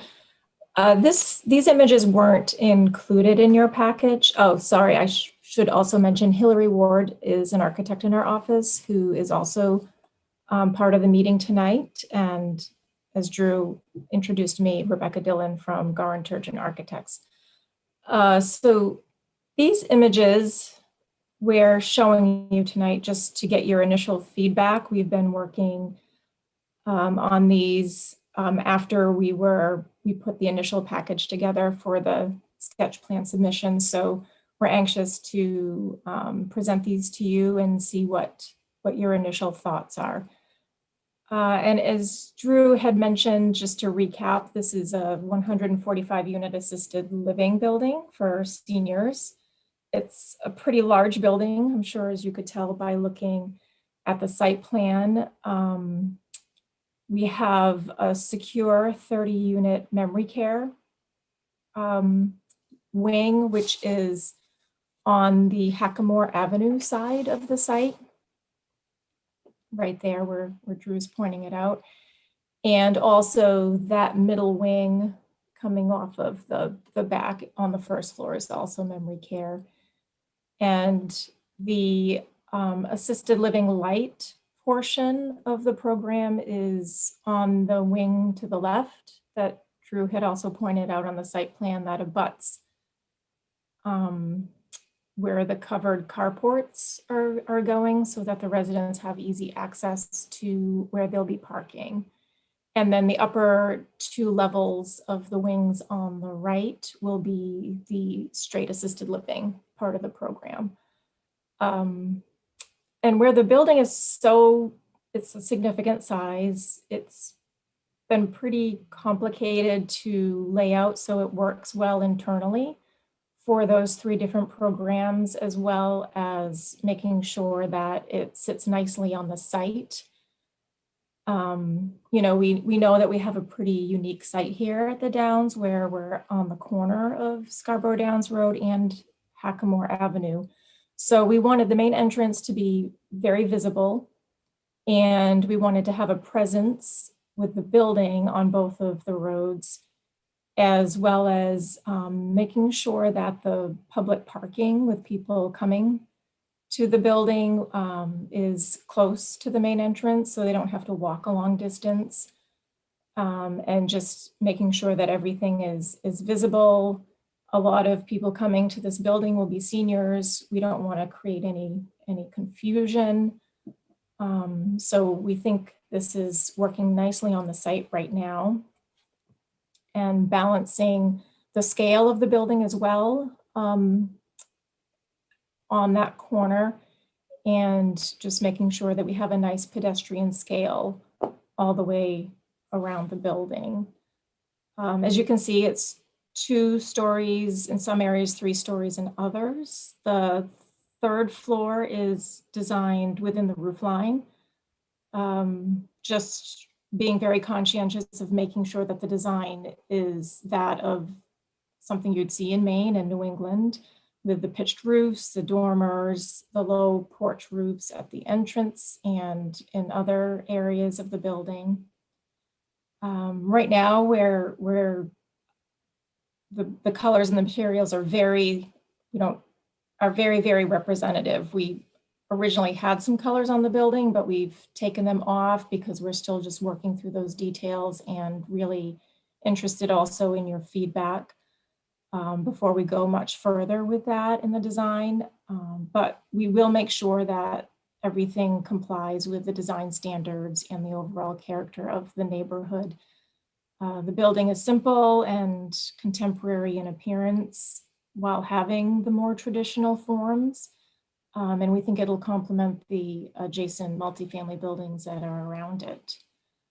And with that, I think that we can turn it over to Sashi from Goran Turgeon to talk about the landscaping that we've developed. Thanks, Rebecca. Sashi Meisner with Goran Turgeon Architects, the landscape architect. What we're showing here is just a conceptual planting plan or landscaping plan for this site. As Rebecca mentioned, we do have parking in front of the building. So screening areas are shown with just a dark green color. So those areas will be really focusing on screening. The parking in the front of the building was really important to this use. Redico likes to have eyes on all the visitors when they come, where residents are coming and going. It's really important for them to have visibility in the front of the building so that they can kind of keep track of residents as they enter and leave. So with that, we will be focusing on screening the front of the parking along Scarborough Downs Road, as well as along Hackamore Avenue. Screening will also be important along the clubhouse parking lot. We don't really know what that property is going to end up being, so it's important for Redico to have a nice edge there, as well as for whoever ends up taking over that property. We'll be screening utilities. We have a few visible utilities, generator and transformer pad on the north side that we'll be screening. We have the dumpster in the back of the building, which will be screened with a fence.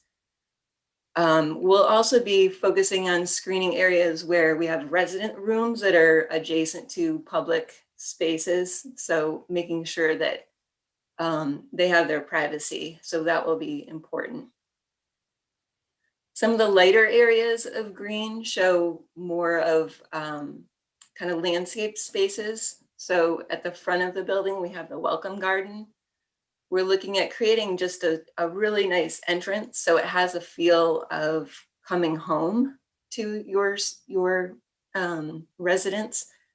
Kind of thinking of a low stone wall with little seating areas on the inside of it. So somewhat of a transition before when you leave the parking lot and you enter into the building. So a nice transitional space for sitting out, maybe people watching or waiting for visitors. We also have an entrance on the north side that will be for the assisted living light. This space will be a little bit more focused on just the entrance for those residents, but we also have a dining area on that side of the building that will have landscaping and treatment for some outdoor dining spaces.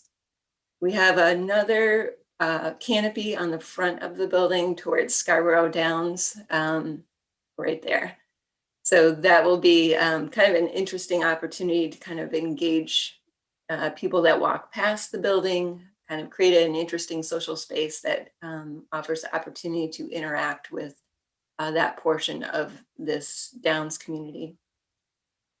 We were really excited about this property serving seniors because we think it's a great opportunity for both the Redico as well as the surrounding Downs community. It's great to locate a building like this within adjacent houses. So where you have multifamily and single family residents, it's really nice to kind of integrate the seniors within, multi-generational population. So it's a great opportunity. And with that, we've really been focusing on how to promote interactions both within the residents in the space, as well as the residents in the surrounding Downs community. So you can see the conceptual courtyard designs. Memory care is really focused on the needs of the memory care residents. So a looped walking path, a water feature, lots of garden spaces and opportunities for them to practice life skills and gardening activities, as well as just outdoor dining opportunities. Within the backyard space, the lower courtyard, we're really thinking of within the interior of the building, social spaces for the residents. So outdoor dining spaces, gardening activities and things like that. And then as you transition to the perimeter of the site, we're really thinking about opportunities for interactions with the community.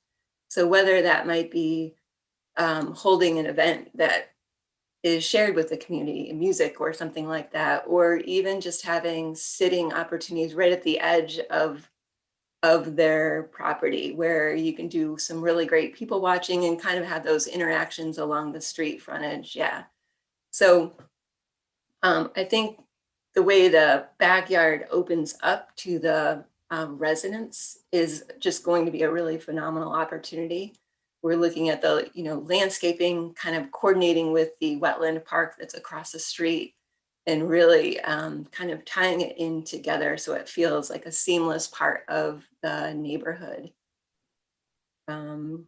With that, I think that's pretty much covers the landscaping, and I'll hand it back to Drew to go over our schedule.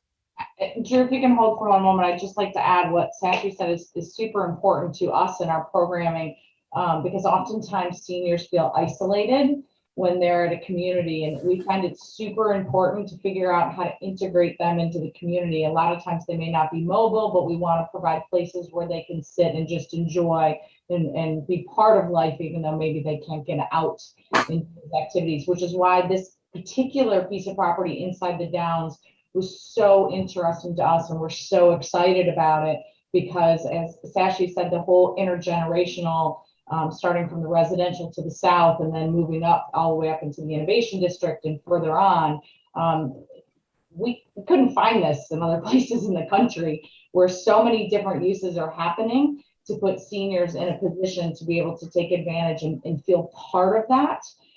Which is why also integrating the landscaping, we said from the beginning, we wanted the landscaping to come into the building and the building to go out and use those spaces. So we're super excited about what the team's done for us here.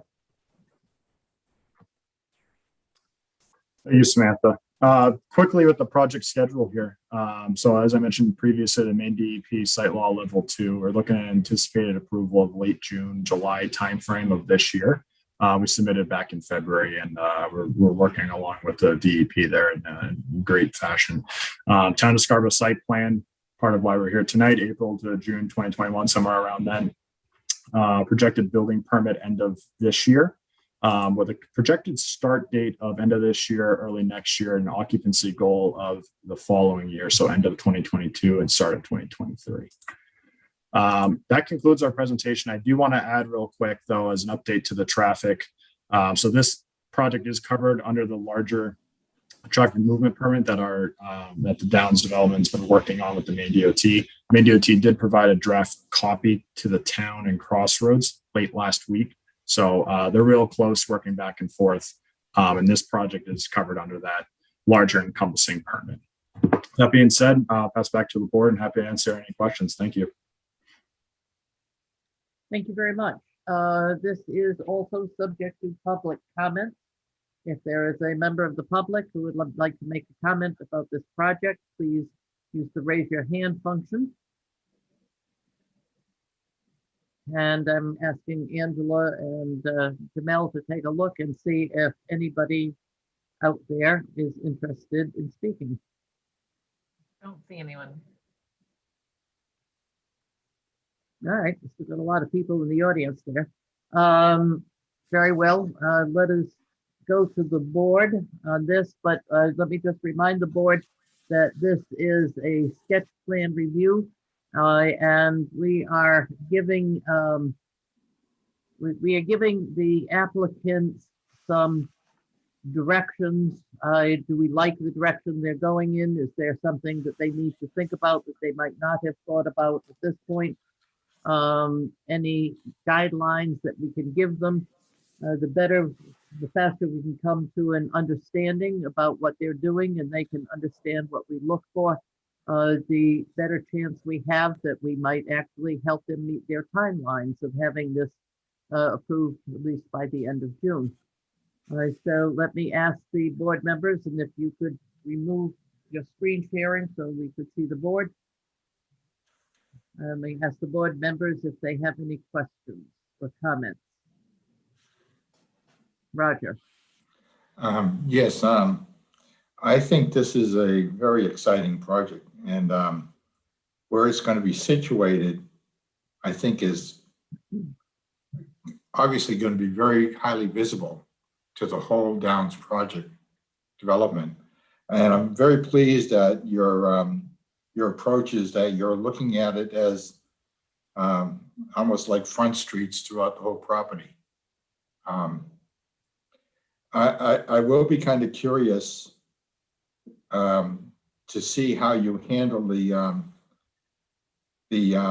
where the carports are going to be, abutting that property, because I mean, now we're encroaching on what I think is the town village center. Isn't that right, Drew? Yeah, so we're actually outside the leased area of that clubhouse and of that grandstand. So that was really important in developing the lot line here, that we stayed out of that and we provided an edge from that. But right where the grandstand and everything, if I'm not mistaken, that's where the proposed downtown village and everything's going to be, in that area there. Is that correct? Correct. Yeah, as we creep the development north, that's the intended. Yeah. So this will really be such a signature project because it's so visible. I think I like the architecture of the building quite a bit. So I just looking forward to seeing more of it as you move along. But I'm really pleased to see this coming before us, because I think it's going to be such a significant building development within the Downs. It's going to be very interesting. That's all I have at the moment. Thank you, Roger. Rick Langton, I see your hand up there. Yes, thank you, Madam Chair. I'll echo Roger. This is great. It's kind of a piece of property now, or a use of property that kind of has the community involved, and is also, quite honestly, a feeder system for this. We have some very attractive senior housing going up in the Downs, so it's a natural kind of transition to keep people, in their same area. And I did note in some of the literature that part of your mission is this aging in place and the ability to do that. And I think that's a very important aspect. Got a couple of questions. I heard the word assisted living light. And could you explain the difference between assisted living light and the traditional main residential care, the PNMI? We have the different levels of residential facilities. Just kind of interested to know what the difference between this assisted living and the assisted living light. Sure, if I could address that, Madam Chair. It's really a made-up term to us, if you will.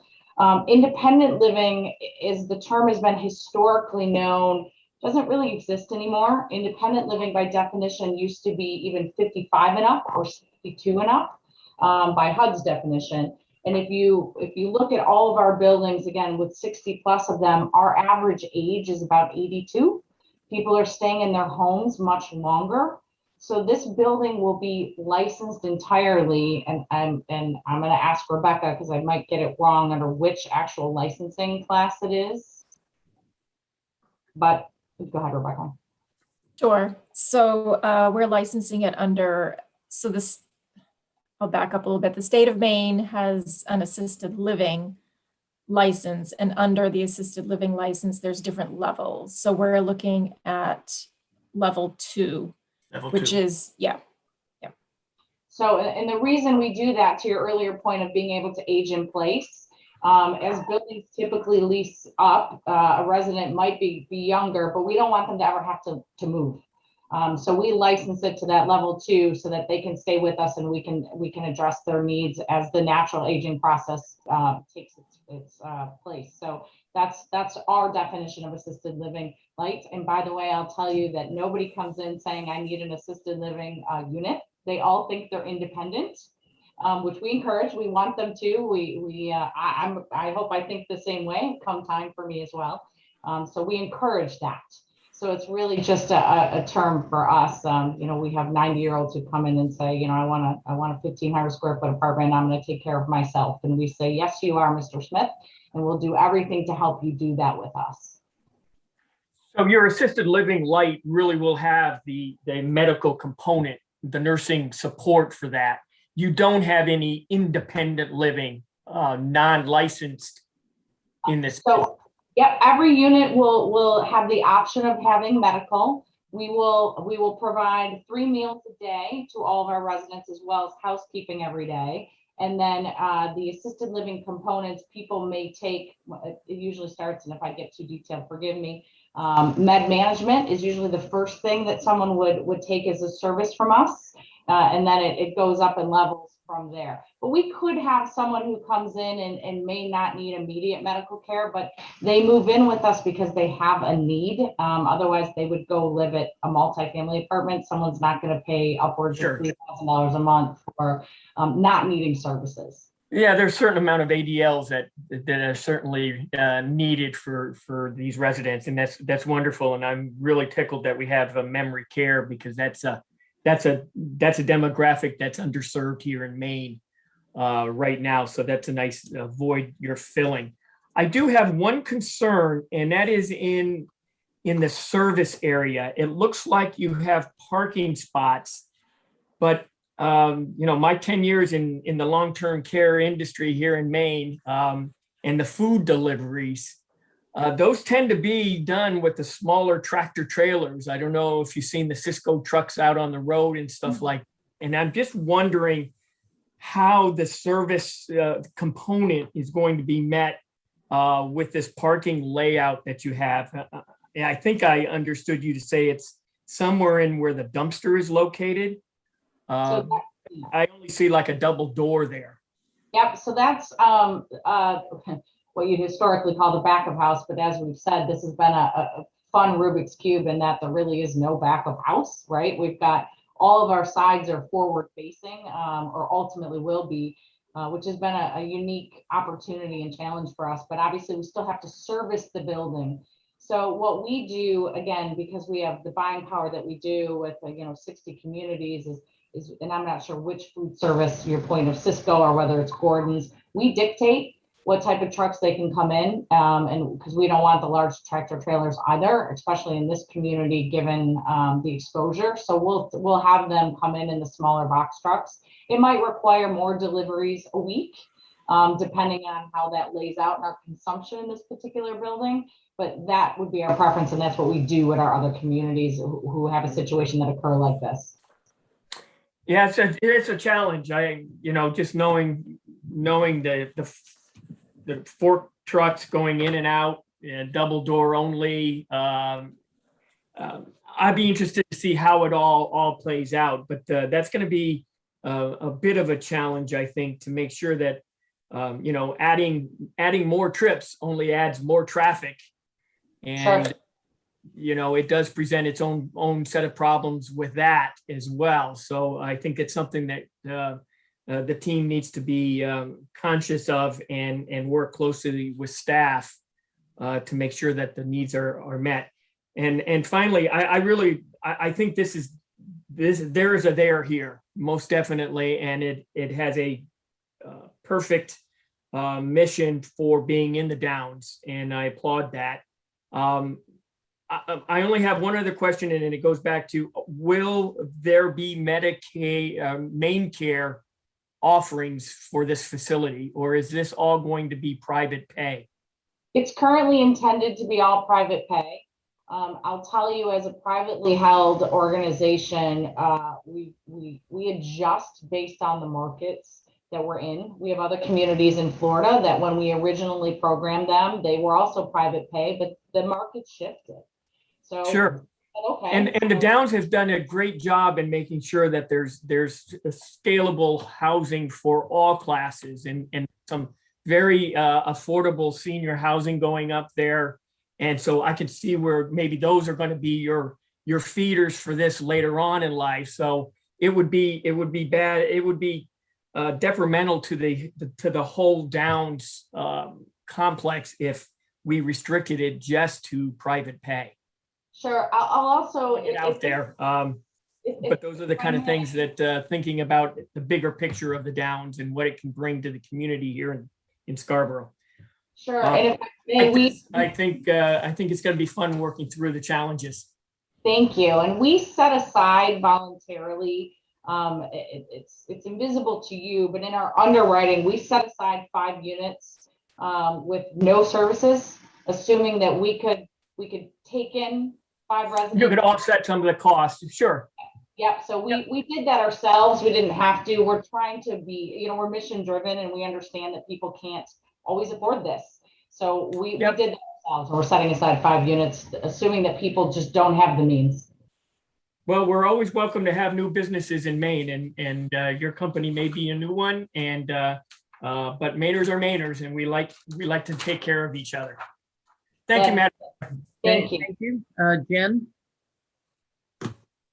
Yeah, so I just, you touched upon it a little bit in the presentations, but one of the first things that I noticed as someone who has worked on site layouts in the past as well is that there really is no back here. There's no back to this building. There's no back to this site. And, we kind of through the, the processes that we've gone through thus far with the rest of the Downs development, we know what this will look like to the south. We know what it will look like to the west.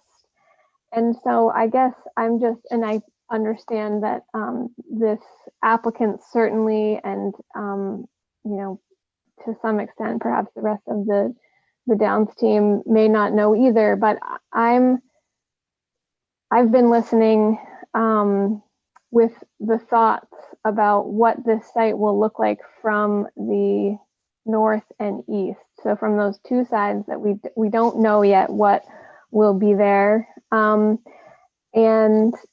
I think it was Roger that brought up the comment earlier about the carports and sort of the borderline there. That was also something that caught my attention very quickly in terms of, what if we're holding space at the or there isn't yet a plan for the site to the north of that. Once there is, that site will be looking at the back of those carports. And even with buffering or landscaping, that what I'm seeing there is a line. And so you have brought a very interesting development program, I think, but brought with it some really some big challenges in terms of honoring a lot of the descriptions that Sashi did such a great job, I think, explaining, which were that I'm hearing that it's your vision for this to be deeply integrated into the rest of the development on the Downs as a whole, but also, at a more local level with the direct sites adjacent to it. And so I think that line in particular to the north, the line bordering the grandstand, I think those will be areas of challenge. And Drew, I loved your pedestrian connectivity map. That was very helpful, or whoever did it. But one thing that I didn't see was sort of any penetration or coordination to those lots to the north. And again, I know that you have lots of other things in the works already, but I will look forward to seeing how that may happen in the future. I'm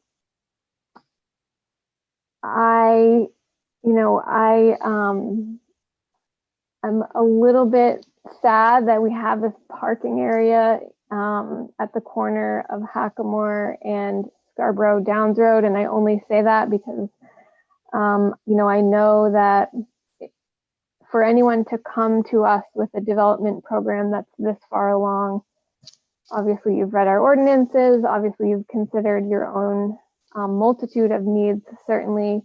And so I have to trust you that this is the best, layout for what you are looking for. But again, as someone thinking about the Downs overall and what this community will look like to someone that lives, you know, much closer to the Route 1 end, or someone visiting or coming to a show or whatever, you know, on the parts that are yet to be developed.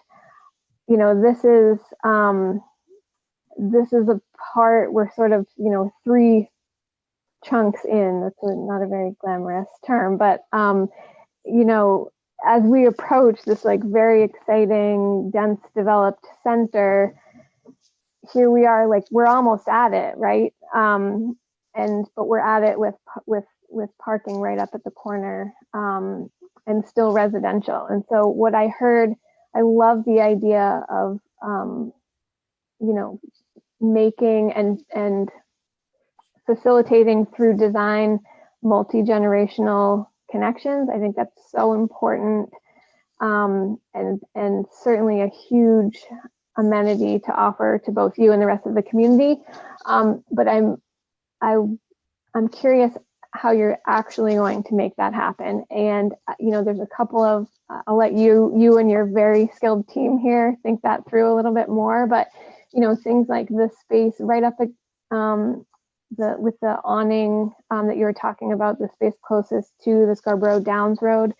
You know, if this were some sort of small scale retail, for example, or a community center space that's available for, you know, people to come in and use in different ways, or a bookstore, or, you know, I don't know what that looks like, but to actually invite those multi-generations in for that sort of happenstance, you know, connection, I think would just be even more, just another strong way to make that happen. I really appreciated the thought and intent that appeared to be put in for the outdoor spaces. I think that's really exciting for the folks both that will live there and those that are living adjacent. I am a little bit curious to see how that, what the rest of the site will look like along that easterly edge. It looked like there was, you know, the garden space and obviously the memory care space. But as you approach the multi-use path or fire lane area, I'm curious again how that will, my guess is that you'll be doing more landscaping there as well, but just how that will tie into the spaces further to the east as they get developed. And let me just check.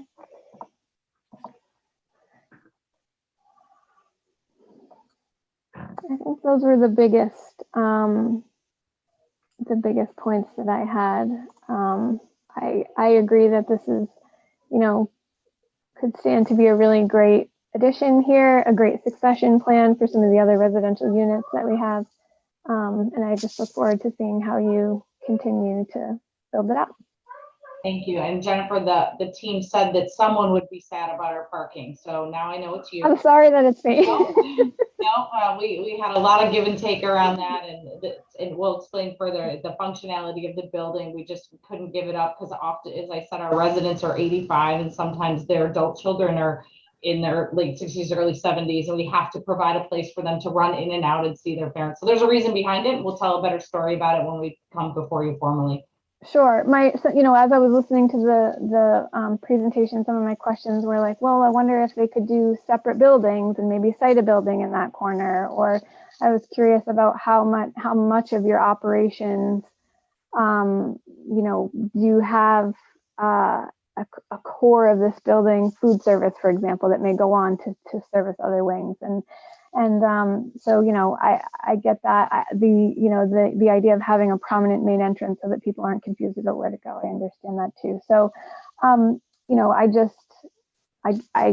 like to think I understand where you're coming from, but again, as sort of eyes and ears over the larger development, I do just think it would be great to see this sort of build up as we approach the center of the Downs. In the way that we're sort of all been, I think, visioning all along. Thank you, Jen. If I could touch on, I just wanted to respond to a question about the property to the north. Yeah, quickly, please. Because I know Jen brought that up as well as Roger. But Samantha, when we first started coordinating, really liked transitional locations. So that's why we're really excited about Redico in this spot between residential as we work towards the north. But there actually is a site in between the grandstand and Redico. It's where the clubhouse is today. And that will be a separate development site. Right now, it's actively being used. It's still open for business, but as that business relocates, that'll be a redevelopment site. So we're going to be super mindful as to how that engages with a northern edge so that we don't have carports sticking out and we have kind of good collaboration on that edge as we work towards the grandstand. Just wanted to clarify that. Thank you. Russell, did you have any words of wisdom? Well, I don't know about that, but I'll just make a couple comments. Let's put it that way. First off, I think my colleagues have given you folks some really great feedback, and this project looks very exciting to me. I think to all of us, it's an interesting project in a very prominent position within the whole development here. But I would love to see, Samantha, and perhaps you can provide us with some pictures of some of your other projects. You said you have 60 or so. I would really love to see that. That would be helpful to me. I have my own ideas. My own ideas are just that. They're my own ideas here on what this may look like or could look like. But you have design professionals and you folks aren't on your maiden voyage here. So I think that might be helpful to us. I do share a little bit of my colleagues' concern with the northern side of this project in particular, and perhaps a little bit to the east, the back of this. I'd like to sort of flesh that out a little bit, but we'll do that in the coming weeks, I'm sure. And beyond that, Madam Chair, I don't have much to add. Much more to add right now. Thank you very much. Chair, if I could, it's like asking me to see pictures of our building is like asking someone to see pictures of their grandkids or dogs. I'm more than happy, and I have plenty to show you. Thank you. Thank you. Great. Thank we you. look forward to seeing those at another meeting. I've just got a few things to add, and then we will take a 5-minute break. We have an excellent planning staff, and they have some excellent comments that I believe you have the elements to be considered for the formal submission, and other considerations that the board is going to take a look at. And I encourage you to take a hard look at those and to study them. The staff is aware of, in some cases, of how the board thinks and gently moves us along. And they're really perceptive, and they understand the town. So please take their comments seriously. And I actually don't have that much of a problem with the carports, because I understand that it's backing up into that transitional area were it to be surrounded on 4 sides by residential, then I would have concerns. But I don't the way they're currently set up. I do have some concerns about security, and I know you had discussed that. I believe one of the gardens, you have one of the paths ending on a street. That also, if you're in a residential area and the residents close by wander in, people get to know each other, and that works. If you are in a transitional area where you're going to see a lot more people just coming in to see something further into town center, you're going to get some traffic that may be less than friendly at times. It simply happens as you get a lot of transients walking through, looking at stores, coming to events, coming to concerts. So consider how you're going to handle that interface of those pathways with the street. And you had indicated at the beginning that you wanted to know who was coming onto your property. And those sidewalks are also a time to understand who may be coming onto your property.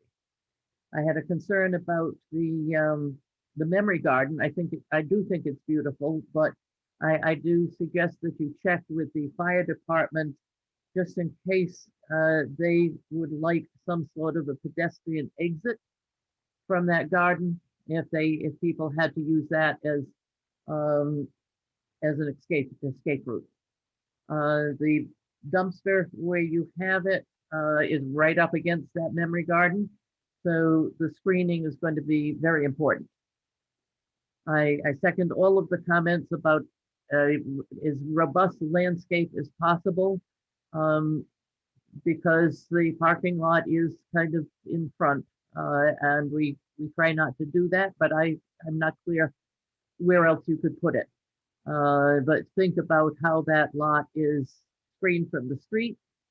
At the same time, a certain amount of tension in your part, understand, not only is it screened from the street, but people can see the entrance from the street so that they know where they're going. That's a difficult design challenge, but I think you folks are up to it. And I think this is a real plus to the Downs. It's a good addition. It is the transition between strictly residential and moving a little more into the village center. I know there are folks in town who are waiting to see something coming into the village center, and it's nice to be able to say we're almost there. So I appreciate the work you've done. I hope we've given you enough guidance that will enable you to come back to us with a dynamite presentation. And I certainly hope to see you as good neighbors at the Downs. Thank you very much.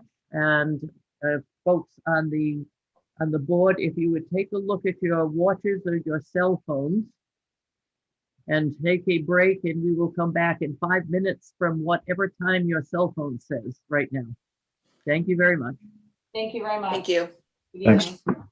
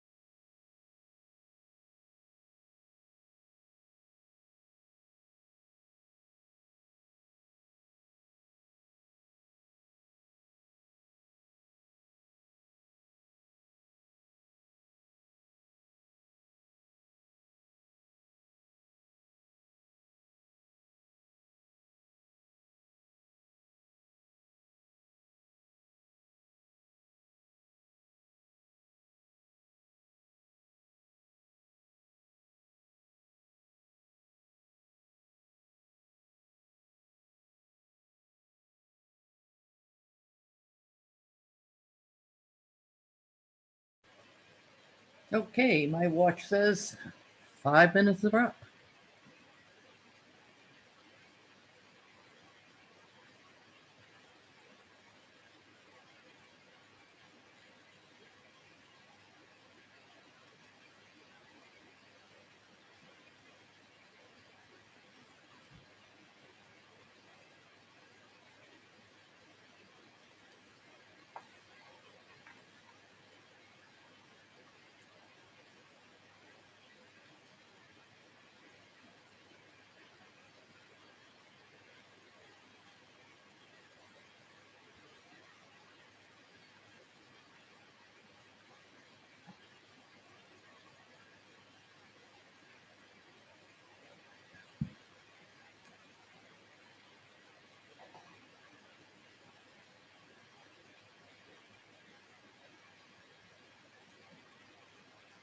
And as soon as folks are back, we can begin.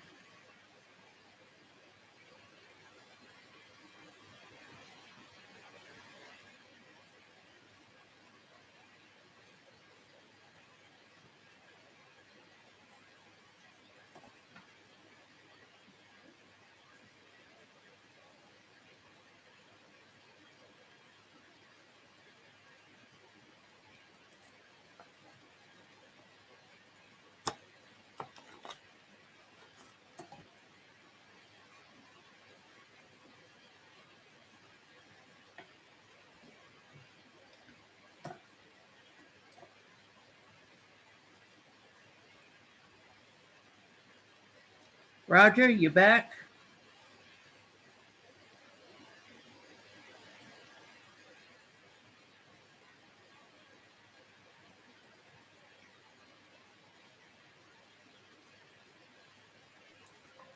Okay, very good. Let us go on. I will say that last presentation was very exciting. It was good to see what's going on there.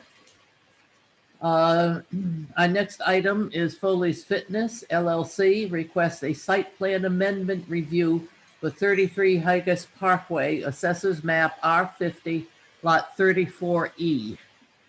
Jamel? Thank you, Madam Chair. So this proposal is located in the Higas Parkway zoning district at the existing Foley's Fitness Center along Higas Parkway. So the applicants proposing to expand the existing parking area on the site, resulting in 31 new parking spaces. The proposal also includes new landscape areas and new stormwater management elements. Staff would like to note a correction in our memo. Our town civil peer reviewers were able to review the updated stormwater calculations and are generally comfortable with the materials provided. And an updated stormwater memo was sent to the applicant and the board prior to this evening's meeting. The applicant has indicated that they violated their U.S. Army Corps of Engineers wetland fill plan during the construction phase of the project. So the applicant should provide the board with an update on the status of their wetland fill violation and when they anticipate receiving approval for the revised plan. And the site plan review ordinance requires a landscape plan be provided for projects consisting of 10 or more new parking spaces. So staff has recommended a landscape plan with future submissions. And staff has also recommended that the applicant depicts the new outdoor workout area located just to the west of the existing building on the plan set. The applicant should also include the impervious services associated with this area with the stormwater management materials as well. And then finally, staff noted that the cut sheets, the proposed light fixtures are required per the site plan review ordinance. These should be provided to the board for future submissions to ensure that they are full cutoff. Turn it back to you. Thank you. And for the applicant. Hi, everybody. Jason Vaffiatis here for Atlantic Resource Consultants, and thank Jamel for his comments. And I know you're all real burned out from that last one, so this one looks a little easier. So Foley's Fitness, the board approved that, I believe, in 2019 or late 2018. Was constructed in 2019 and opened just in time for COVID to hit in the late 2019, early 2020. And during that construction process, none of us ever noticed, but if you can follow my little hand here, the little hamburger helper guy, this area of wetlands had been not, well, I guess it was filled, but so they cut down the trees, and I'm assuming it was to put this drainage pipe in, and then they dumped a bunch of fill over it, grassed it over, and no one ever said anything. The Army Corps of Engineers coordinator happened to be driving by the site, and he must have a memory like an elephant. He thought there was something wrong with it, notified us earlier this spring or late winter that have us take a look at it, and sure enough, the wetlands were impacted. So we were required to either restore it or file an after the fact wetlands alteration permit. We are a tier 2 on this project. So in consulting with the clients, the Mike Foley and his team, the issue was raised that even though they're not at anywhere near full capacity, that gym is generating very long extended stays. Some people go there for 2 hours, and they have classes. Some of their classes last an hour and a half and overlap. There are a couple of nights a week, and I think it's Mondays and Tuesdays, where so many people are there and so many people are showing up that if any of you noticed, they're parking on Haggis Parkway. And so we thought this would be a good opportunity. Instead of restoring the wetlands, maybe we come in and we do a little expansion plan. So the goal was to keep that expansion less than 10,000 square feet, which would put us under the exemption for a site location permit, where we wouldn't need site location approval. We just need the NERPA approval and then site plan approval. And then we could go in and do the parking as shown on this plan here. And to keep it under 10,000 square feet, we had a one-way drive aisle with 90-degree head-in parking, all designed to the town standards. And then we kept everything within the area of overfill of the wetlands. Just recently, after a lot of wrangling with DEP, they are refusing. They're refusing to let us use the exemption mostly because they have to process the NERPA permit anyway. So even though the town has municipal capacity and we could have done this under an exemption, they've been really adamant about not doing that despite my best efforts. So obviously now we have to sort of delay while that process is underway before you can take any formal action. But it's nice to just get your input now. We're on the agenda.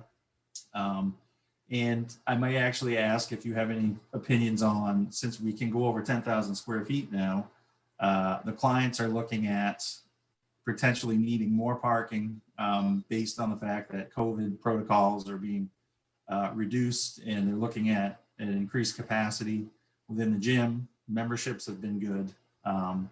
So they're thinking that they may need even more parking.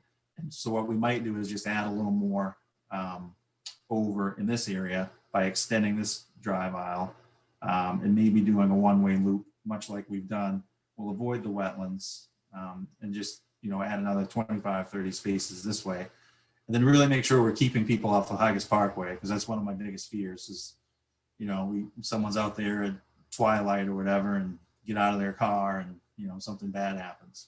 So that's basically it. Jamel, I don't know, you mentioned there was no landscape plan, but I have one in the submission that we sent you. So I don't know if you missed it or it didn't get put in the paper packets or anything. So I'll make sure you have that again, because obviously, we're held up on the state review. But that's basically this project in a nutshell. If anyone has any questions or comments, I'd like to take them down now. And if there's anything that changes with the layout plan, we'll get that to DEP as soon as possible, as they're reviewing this current set that you have in front of you now. All right, this is subject to public comment.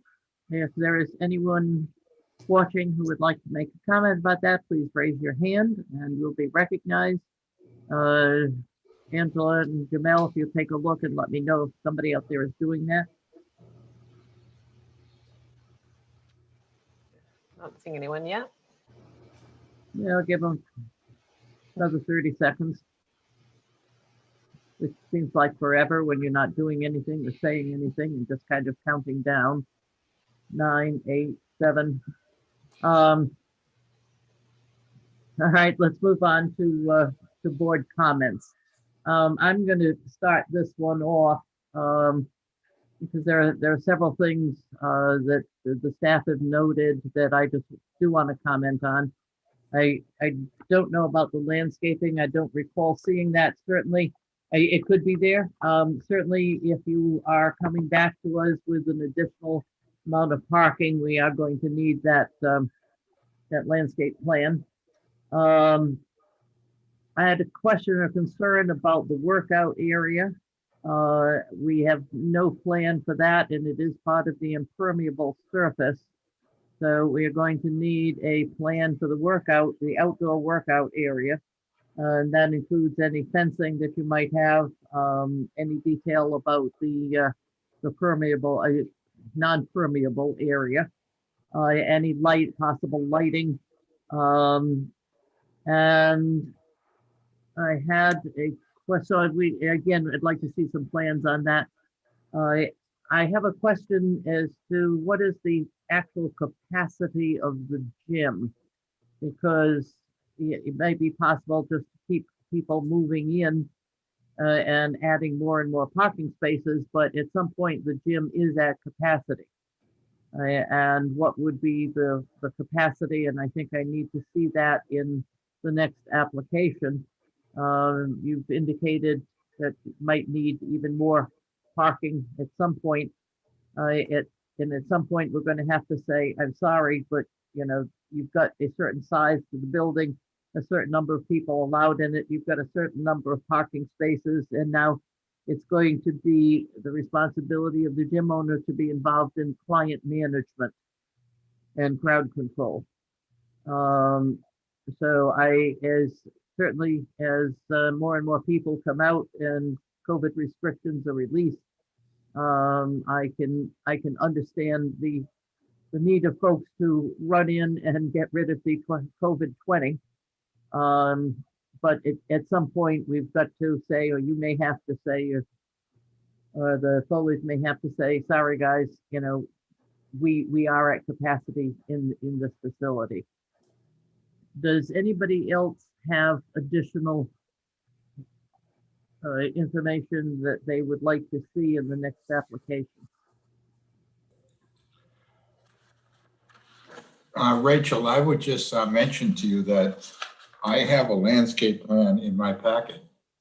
Okay.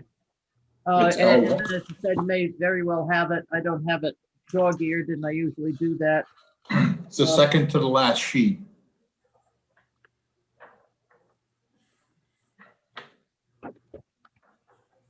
And I would just say, as long as staff is satisfied with the stormwater arrangements, and then the future indication of the outdoor workout, outdoor workout area, I have nothing further to add at this point. And I do not have landscaping in my packet. So it may be that the packets weren't complete. So I don't have landscaping. So in any case, especially if in any case, you're going to need to come back with the landscaping. And if you are going to be expanding the parking lot beyond what our original conversation was, or your original idea was, we're going to need that. I don't know where it went. I don't have it.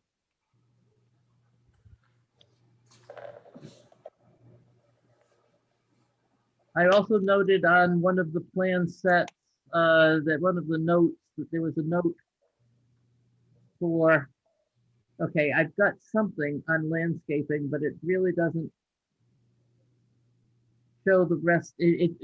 I'll take that back, Roger. I do have it.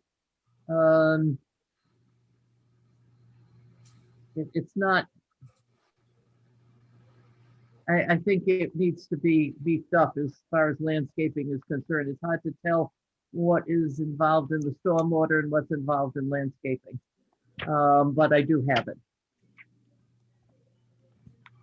Yeah, the landscaping plan you have, so it doesn't show the plantings, the existing plantings. It only shows the impacted area. So one thing we'll probably do is we'll show the existing plantings as grayed out that are in, and then obviously the new plantings, down here on the swoop, the bypass swale and all that. I probably should just bring you guys a color up. Makes it pop out a little easier. A couple things, questions you raised. So the capacity is 756. That's the fire rating capacity. And as you guys probably know, if you've ever been to a gym, maybe 1 out of every 5 or 6 vehicles shows up with more than one person. So I actually, Foley's has really great data tracking on that. And so you actually can do a lot of different things with the data, their check-in data and all that stuff. So more than happy to share that in any form that you may require.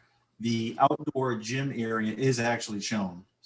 So there's a little box in front of the building here there's no lighting associated with it. It's equipment that's used. They actually put it in because of COVID.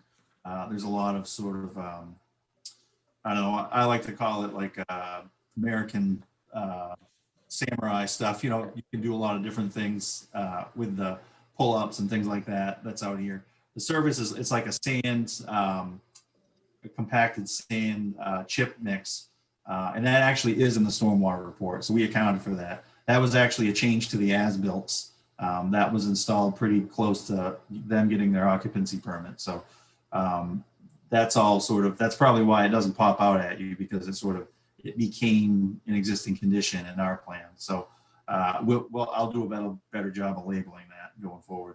Well, and giving us actually a plan for it, it was not on the original plan, so it may have shown up very closely afterwards, but since that was not permitted, it did not come before planning as part of the building. I would really like to see the plan. Yeah. Well, you've got one in front of you. I've got a square box in front of me.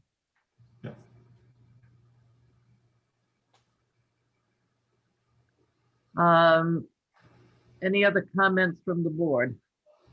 Quick question, Rachel. Yep. Jason, there was a bullet in the memo from town staff about impending resurfacing of Haggis Parkway.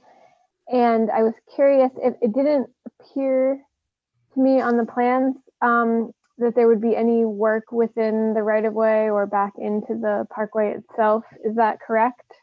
Are there any, are you proposing any utility upgrades or any other paving changes or anything like that within the right of way? No, so the original permit, MDOT permit, because it's Haggis Parkway is an MDOT controlled road. There's money in escrow to install a left-hand turn lane, and that they haven't actually. So that the timeline for that was established before COVID. Once COVID hit, it sort of threw everyone's schedules, out the window. We're currently working with MDOT to get any off-site improvements that are required done before the resurfacing of Haggis Parkway occurs, which we're thinking is going to be summer of 2021 or a little bit before. So we'll need to get our work done before that. That's all been permitted and approved previously with the original site plan application. And that's, we just coordinate with the town with that. That's an MDOT thing between Foley's Fitness and MDOT. Okay, gotcha. I just wasn't sure if it was like a service line upgrades or anything like that, but you're just talking about within the roadway. So that's all I have. All right, thank you. Any other board members? Nothing to add, Rachel. Okay, thank you, Russell. Nothing, Rick? No, I'm all set. Thanks. Okay. So you're clear on what you're going to bring back to us? Yep. Very good. Thank you very much. Did not take long at all. How about that? Thank you. Yep. And we move to the next item.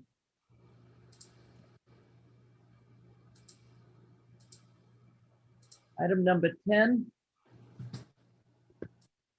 Three Diamond Realty LLC requests a master plan amendment review as part of a plan development project for 25-29 Higas Parkway, assessors map R52, lots 34A to C. Jamel? Thank you, Madam Chair. So as you may recall, this applicant received approval for a master plan in this area back in 2020. The applicant's back before the board to amend the master plan to revert the plan's subdivision property lines to the design approved by the state in 2008. The applicant's also proposing to update the approved square footage ratio of non-residential uses versus residential uses as required by the zoning ordinance. So staff has noted in the memo that the maximum amount of residential uses should not exceed 40% of the non-residential uses at full build out. This calculation is based on the amount of total non-residential use floor area that can be accommodated as determined by the applicant and approved by the board. The applicant provided a conceptual build out analysis. However, given the lack of detail on the plans and the size of the buildings proposed, additional details for each lot should be provided for review prior to approval of the master plan. It is unclear if the proposed parking areas meet the town standards and if the stormwater management features will be adequate to handle the potential runoff in the future. So the applicant should be sure to discuss this comment with the board. The staff has also continued to offer comments related to the proposed access road and pedestrian amenities. Additional details will need to be provided during the subdivision review for the multi-use paths, roadway, and sidewalks, given that these are proposed to be public and maintained by the town in the future. At this point, I'll turn it back to you. Thank you very much. Jason or Nancy, who's got this one? I'm sorry, that was my fault. I made Jason go away, but he's back. Sorry, Jason. All right, Geez, you're back. Angela, I think there's a lot of people that wish they could make me go away. So, so yeah, welcome back. So yeah, Jamel did a good job sort of explaining that. Yet another one of the vagaries of MDEP site location permitting. So we had the last master plan approved, which I personally liked. We had just changed the road a little bit from what the previous layout had been back in 2006 because I just felt like it worked better. I don't know, pride of ownership, whatever. So we begun working on a subdivision application to create, I believe, is my screen shared? Did I hit the right button? No.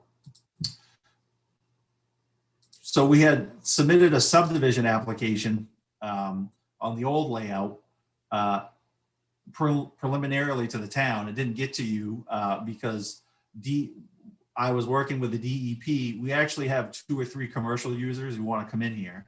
And I will let you know that it is on this lot here and then this lot here.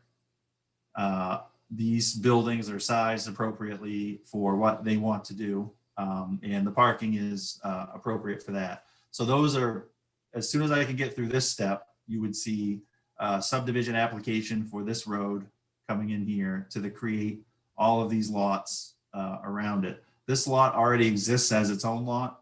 It's under common ownership and it's a contiguous piece of land. So we included in the master plan, if you recall.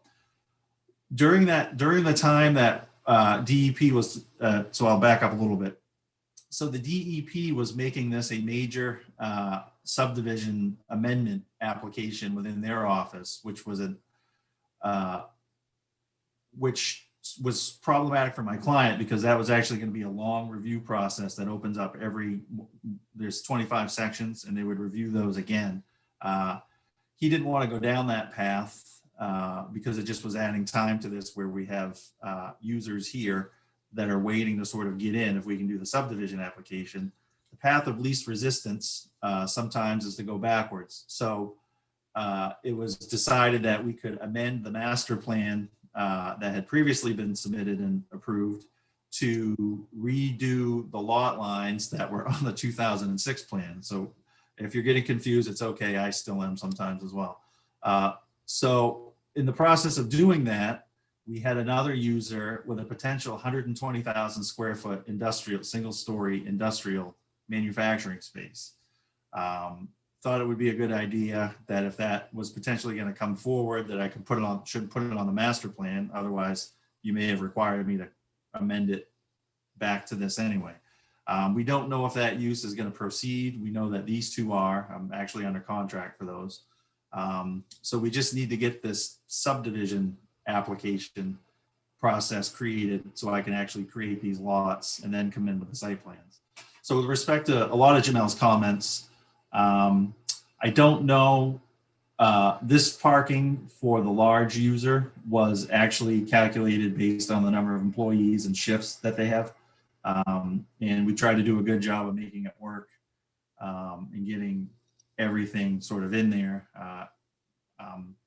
So I don't know, like I said, this was just kind of showing that we could do it. And you'll notice, so when we plug in these commercial spaces, it changes the ratio of the available residential square footage that may occur.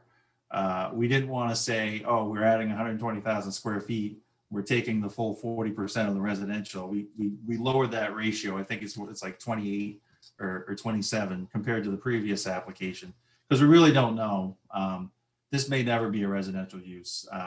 We do know that there's one applicant who did not contract with us, but who would like to do a residential project up here in lot 7.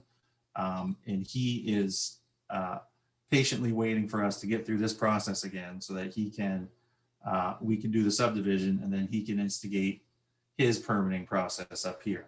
So long story short, we've got 3 or 4 users that want to commit on this property. I have to somehow get this subdivision approved before any of that can happen. So happy to hear your comments, suggestions. Jamel, I had an idea while I was talking that maybe I separate this into 2 smaller buildings for the master plan resubmit, and it may and keep the same ratios, because I think that'd be an easier way than showing a large building on 2 lots. But happy to hear your comments and looking forward to figuring out how we can get past this bypass here and into the next steps. Thank you. This is subject to public comments. Is there anybody, any members of the public out there that would like to make a comment about this? If so, please raise your hand. And Jamel and Angela, take a look and see if we have anybody out there.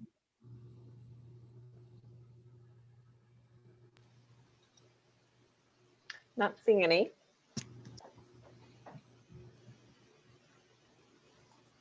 All right. Then I will close public comment.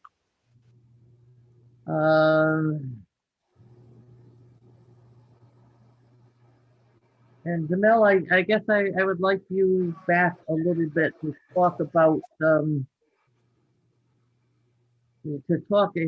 explain a little more detail the 60/40 to help us understand that.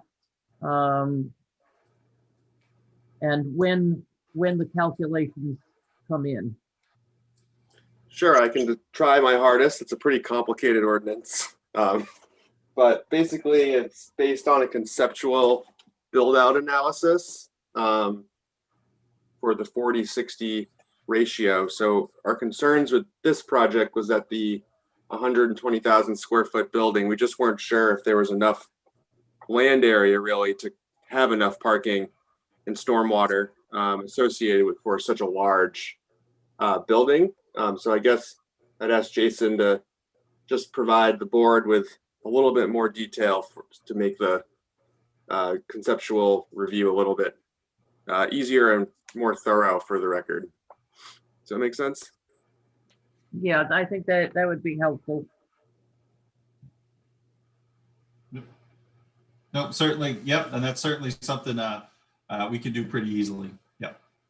Yeah, we just want to make sure that it's buttoned up before, because once the ratio is approved, that follows the project through subdivision and then site plan. So we just want to make sure that it's, we believe you, we just want to make sure. Yep. No, I totally get it. Yep. Yep. Cool. Thank you. Members of the board, questions, please.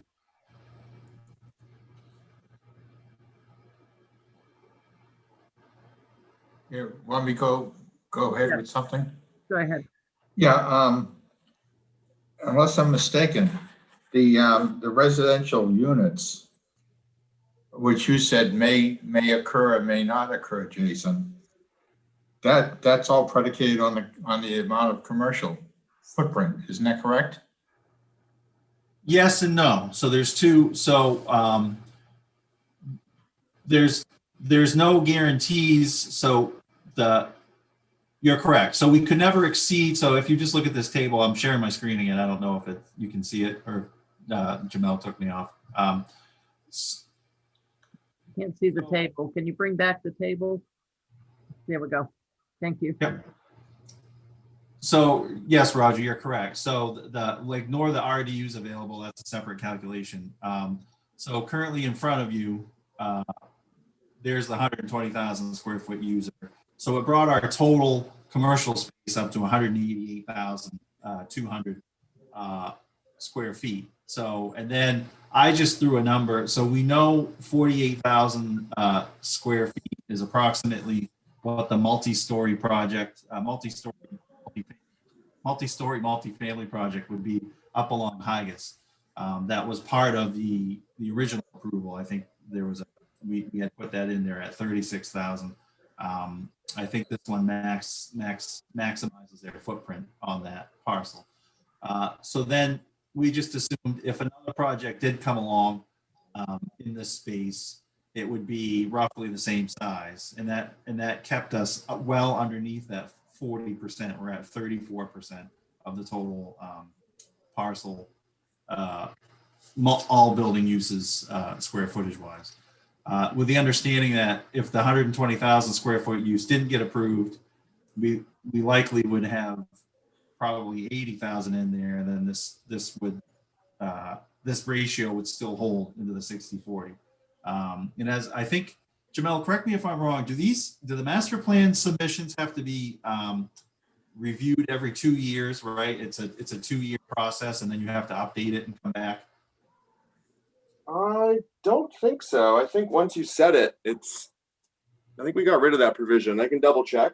Okay. No, you might have. Yeah, this ordinance confuses me as well. So I thought there was every time you sort of did something, you had to update it. I think it used to be like that, but we updated it, I don't know, a year or two ago, just to get rid of that time limit and resubmission. Which is all the more reason, right, then that, get this right the first time then. So, yep. Roger, I don't know if I confused you or if I answered your question. Well, the reason I asked the question is it seems to me that the way this is being developed is you've got good prospects in terms of non-residential. Yes. At this point. Correct. So even if that 120,000 square foot building never developed, it's not like you've gone and made arrangements for the residential already. You know what I mean? You can't build that until you know for sure what the commercial build out's going to be. Yes. So this main corridor here, the projects I control, nothing residential. It's all commercial. There's one here. Yeah. And then I actually, we were looking at something out here, but I don't know how solid that is. So you're correct. Probably you're used to seeing residential sort of piling in.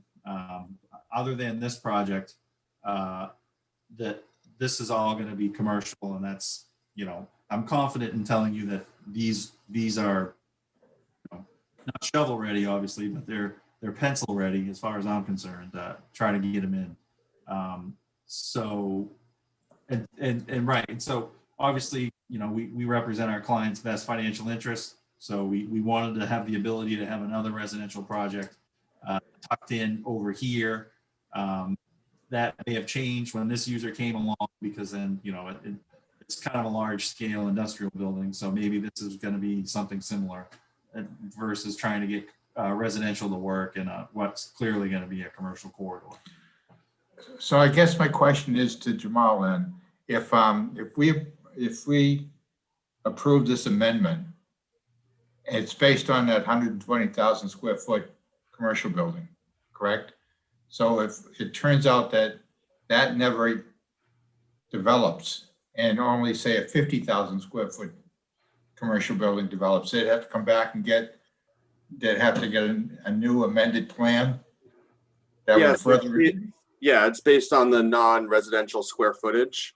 yeah, So that's how you determine the 60/40 ratio. So essentially, this master plan requires a little bit more work than other ones, just kind of knowing exactly the square footage of what you're proposing. okay. And while I'm at it, if I can ask for a clarification, basically, at our last meeting, when there was a discussion about one of the residential units at the Downs, Rick made an interesting comment that he said if it's more than, I think, 3 stories high, residential, it's considered a commercial property, not a residential. Did I hear that correct? And I was Well, just wondering. that's when you're talking about the codes. That's for code compliance. You have to go through the commercial provisions if it's 3 stories or greater than 3 stories. Okay, so in other words, it goes through the residential provisions. so if somebody is building a residential apartment building that's, say, 3 or 4 stories high, is it still considered residential, or is it considered? Well, it's considered residential under the code, the energy code, if it's 3 stories or less. If it goes to 4 stories, then it becomes a commercial, has to follow the commercial provisions. Is that the same? We're talking about Scarborough provisions, and residential is residential. Yeah, that's not how we calculate it locally, at least for site plan review subdivision. Oh, okay, so it doesn't matter from our point of view, whether it's 2 stories or 5 stories. If it's residential, it's residential. Correct. As long as it meets the height requirements, yep. Oh, okay, fine. Okay, all right, that clarifies that. I was kind of curious about that. I don't know, am I missing anything, Jamal? They're just asking to amend this to go back to this here arrangement, which was basically like the 2008 arrangement. Yes, yeah, if any of you were lucky enough to be on the board in 2008, you saw this as a subdivision application that, yeah, I think it got preliminary approval, but never got formal final approval. Yeah, I think it wasn't approved locally, but it sounds like it was approved by the state. Oh yeah, no, there's an MDEP site location permit draped over the property. So and those permits never expire. So we're working within the constraints of that permit for everything. And how is this different from what we approved just a few months ago? It's really not, other than, right, other than because someone was asking us about 120,000 square foot building, like a fool, I thought I'd be forthcoming with everyone and say, oh, look, this might be coming, so we better get on the master plan. And so now it's causing all these problems.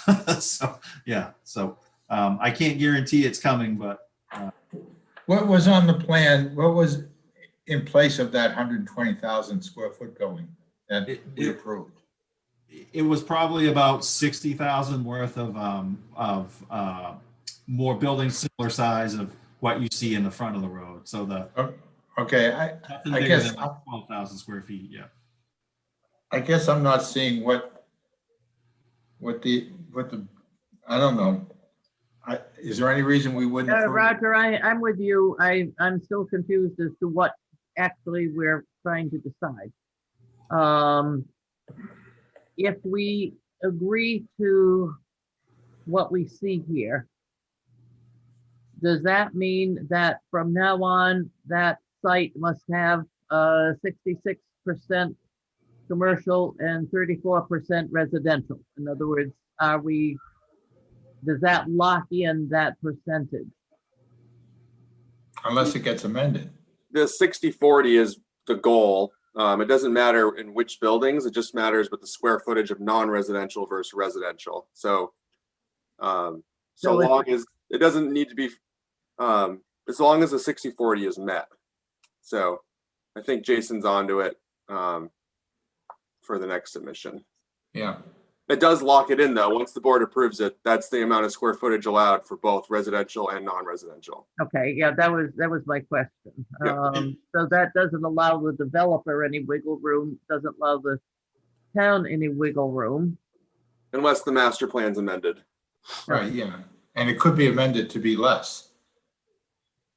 Yeah, or more. Residential. Yeah. However, if we amend that, given the fund that Jason has had up with the state, if he comes with another, if we approve this, if he comes with another master plan amendment, is the state going to say, wait a minute, no, you can't do that because X, Y, and Z? So Rachel, no, so the problem with the state, and I'll tell you where it came, is that once you move a lot line, so we had moved the internal lot lines, so the exterior lot lines obviously weren't moving, but so once you move an interior lot line, even if it's just literally moving it 20 feet to alleviate a setback or something like that, it automatically administratively becomes a major amendment, because I don't know why. I fought on that one too, but that's the policy. So we went back to, like I said, the 2006 approval, and we likely won't change these lot lines ever again unless we have someone come along and who's willing to pay a lot of money to have us update the DEP permit just so we can change the lot line. So beyond the lot lines, it's the same process either way. We come to you with a site plan and we go to DEP with what's called a minor amendment or a conditional review, which just means we have to meet the requirements of the permit that were outlined in the conditions of approval for the SLOTA permit. So, I guess notwithstanding sort of the procedural fog that I think we're working through now, Jamel, with this, you probably don't have anything prepared, but could that just be a staff thing where you and Angela and everyone can review a concept plan for the 120,000 square feet? That would be, oh yeah, that makes sense. I'll give you sizing calcs or things like that. I'm just trying to get to this subdivision application that I have sitting on my desk as well. Unfortunately, the ordinance reads that the planning board needs to verify the analysis, so I'm a little uncomfortable. Okay, no problem. Just I think maybe one more round of more details, and then they'll feel more comfortable with that. And to come to a decision, if the lot is at 2.3, yeah, it looks as though that lot with the 120,000 square feet actually was originally divided, was it? Yeah. So right. I have to decide whether that's coming as one lot or as two lots. No, I have to keep it as two lots. so maybe it makes so they could. So what would happen is if that person wanted to proceed, they would essentially be under contract to buy two lots, and then two lots under common ownership. They can come in and they can waive that lot line from setback for setback reasons, and then build over it. And so at that point, it would be they have to go to DEP anyway, and so it would sort of take care of itself. But for the purposes of this, the more I look at it, the more I'm just going to split that building up in two, and then we'll deal with it if it comes to fruition. So does that? So to get to the next stage though, Jamal, we have to approve this amendment tonight. This one here, is that correct? We have to approve the new one that would come before us showing that building in two, I believe. We're not proving anything tonight because we still need a better, I guess, analysis of the split. Is that correct, Jamil? Correct. Yeah, that's what we're comfortable with, just based on what was provided. So Jason can come back to us next time resolving the 120 square foot, 120,000, and we will have the calculations that we can make. And at that point, he will be a little more careful in determining the size of the buildings that he might have that he might have buyers for, or that people want to put on those lots, correct? Yeah, for the most part, yeah. But Yeah, certain- things always get a little wiggly. Yeah. That's essentially, have been able to talk to those people, get a much better, I'm looking at lot 6, 36,000 square foot light industrial with what looks like a maximum of 10 parking spaces. Yeah, so that's actually an interior climate controlled self-storage. So that is, I believe, the parking that they need, because you actually drive through the building and load. So yes, so what I'll do is I'll actually maybe give you an each lot zoning analysis that says, so many square feet of this use, this is what the parking, I'll put a parking table in. To do. Yeah. That would help. That sounds good. Okay, if the developer's in agreement and the planning board is, planning staff is in agreement that Jason's gonna come back with something that helps us understand what we're doing. Then unless the board has any additional comments, we can move on to the next one. Nothing? All right. Thank you very much, Jason. Appreciate you working through this with us. And this is it's seemingly simple, but terribly confusing. Yeah, story of my life. So thank you, everyone. All right. Thank you. Yeah. Item number 11. GNC LLC requests an advisory opinion as part of a miscellaneous appeal to the Zoning Board of Appeals for 336 US Route 1, Assessors Map U39, Lot 1. Just as a reminder, if this comes through again, if this passes the Board of Appeals, then it would be coming back to us with a site plan or with their changes. Rachel, you might want to just remind the applicants about the 10 o'clock. It's 9:30 now. Yep. Those applicants that are here, we have, I think, 3 left. We will have 2 left once we deal with the advisory opinion. I suspect that we will get to 1 more after this. It's possible we could start on the 3rd one, but we may not be able to. So I just warn the applicants out there. But if you want to hang in with us until 10 o'clock, I appreciate your attention. Thank you. Jamel. Thank you. So this project's in the B3 zoning district at the existing Crossroads Autocraft business along Route 1. As Madam Chair stated, they have applied for a miscellaneous appeal to the Zoning Board of Appeals for an expansion and conversion of a legal grandfathered non-conforming use. So in accordance with the zoning ordinance, before making a decision of any miscellaneous appeal, the zoning board shall refer the appeal to the planning board for an advisory opinion. This is based on the non-conformance standards found in the zoning ordinance. So the applicant's proposing an addition to the existing building at the rear of the site and to convert the existing residence at the front of the site into an office for the existing tenant. So staff has reviewed the materials and provided the board with several comments related to buffering, building design, stormwater elements, and the standing condition of approval related to the improvements associated with their leg of the Route 1 intersection in relation to the Scarborough Downs redevelopment project. At this point, I'll turn it back to you. All right, thank you. Nancy, are you on for this? I am. Thank you, Madam Chair. My name is Nancy St. Clair. I'm with St. Clair Associates, and I'm here tonight on behalf of GNC LLC to present to you folks a miscellaneous appeal. So if I could share my screen, we can take a look at that. Nancy, your camera, is it the lens foggy or something? Does everybody? Yeah, it's foggy to me. It's a glare from a light that's above the computer. I'm sorry.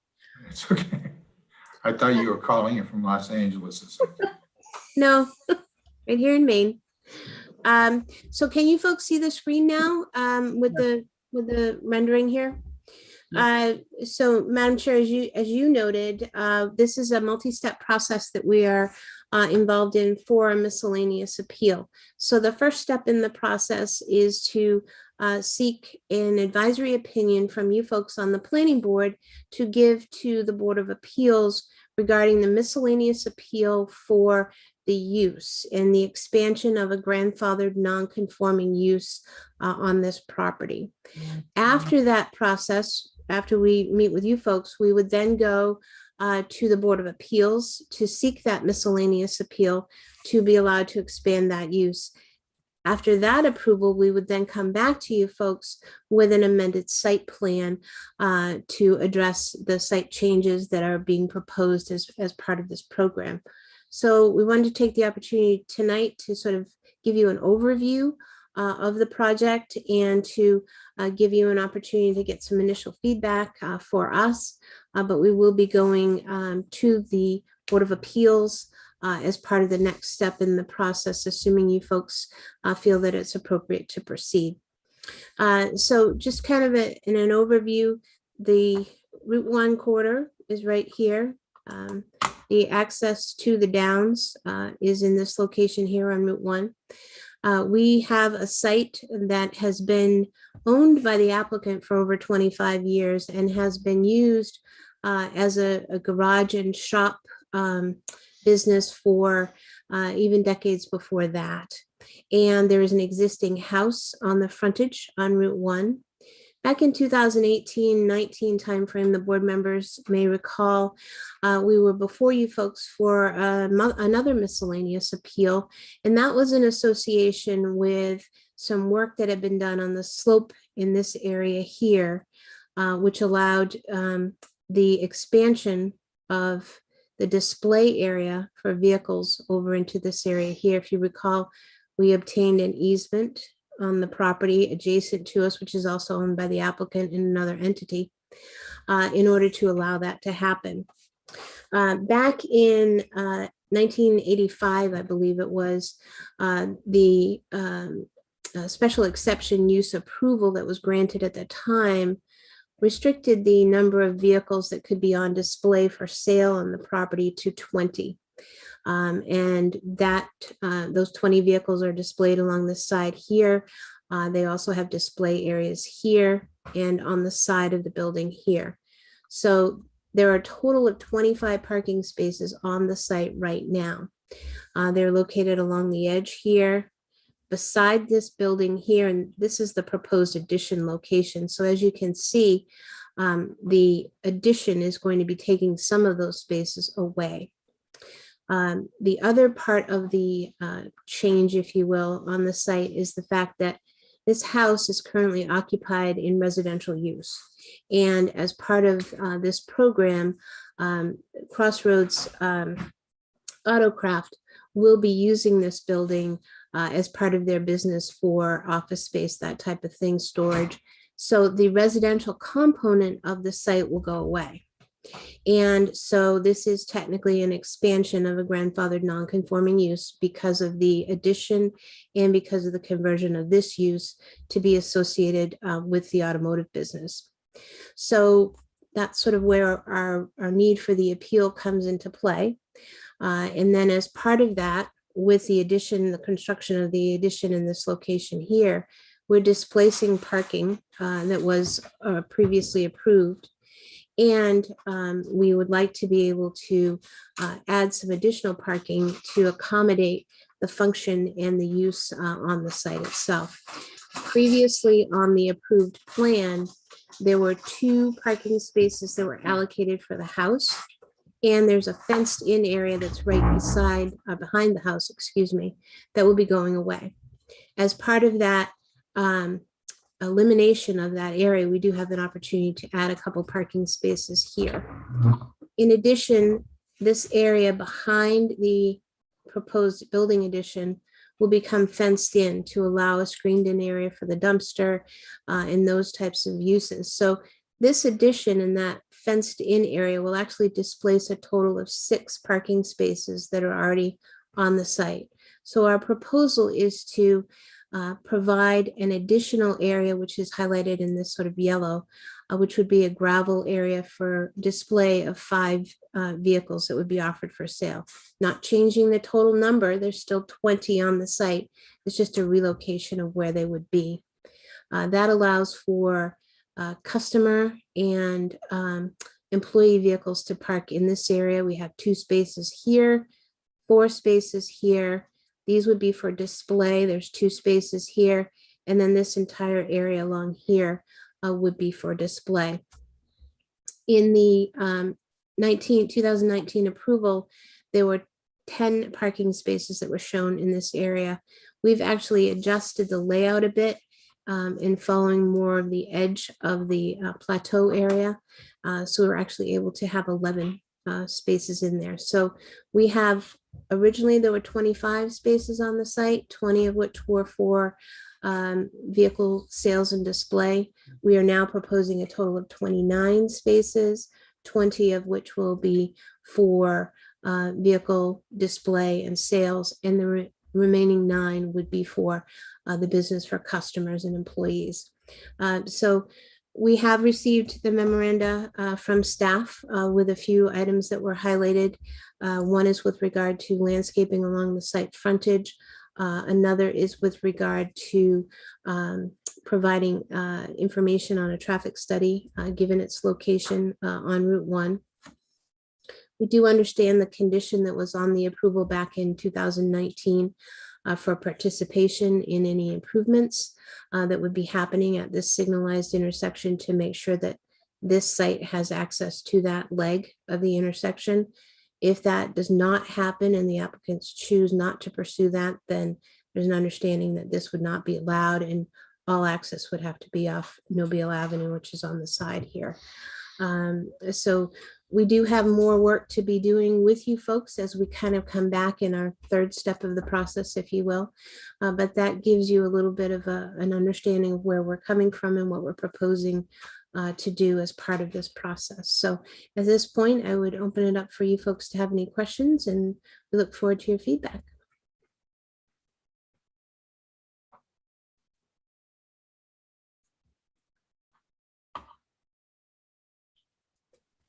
Rachel, you're muted.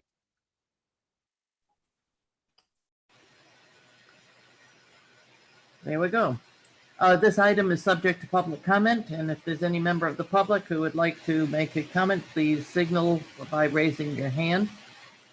Angela and Jamel, as usual, take a look, spot it for me if somebody is out there.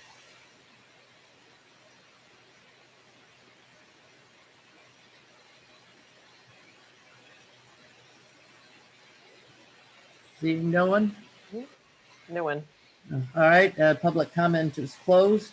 Just as a reminder to the board, what we need to I guess, discover is that the impact effects of the enlargement, expansion, resumption of conversion in that will not be substantially different from or greater than the impact and effects on the non-conforming use before the proposed enlargement, extension, expansion, etc. So that we need to, that's basically the basis of what we're going to determine. If this is in line, if the expansion or enlargement is in line with what has been there in the past, and if there will not be, if it is not substantially different, or if there is no additional impact.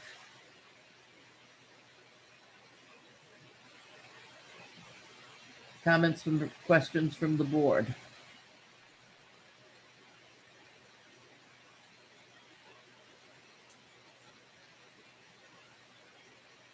And once again, we are stunned into silence.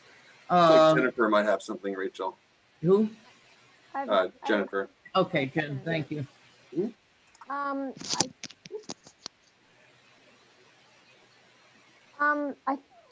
think the usage sounds at least consistent, or not worse. That's not the technical term, but I understand the the removal of the residential component. But in terms of impact, it does look like you're increasing the impervious area. Is that correct? For where those new 5 spaces would be? That is the only area that is impacted, is right there with those new 5 spaces. That's correct. And they would be gravel. Okay. That's helpful to know. And then the other, so also, I mean, it does kind of look like that this business use is using that space now for display, but it's not formalized, I'm guessing.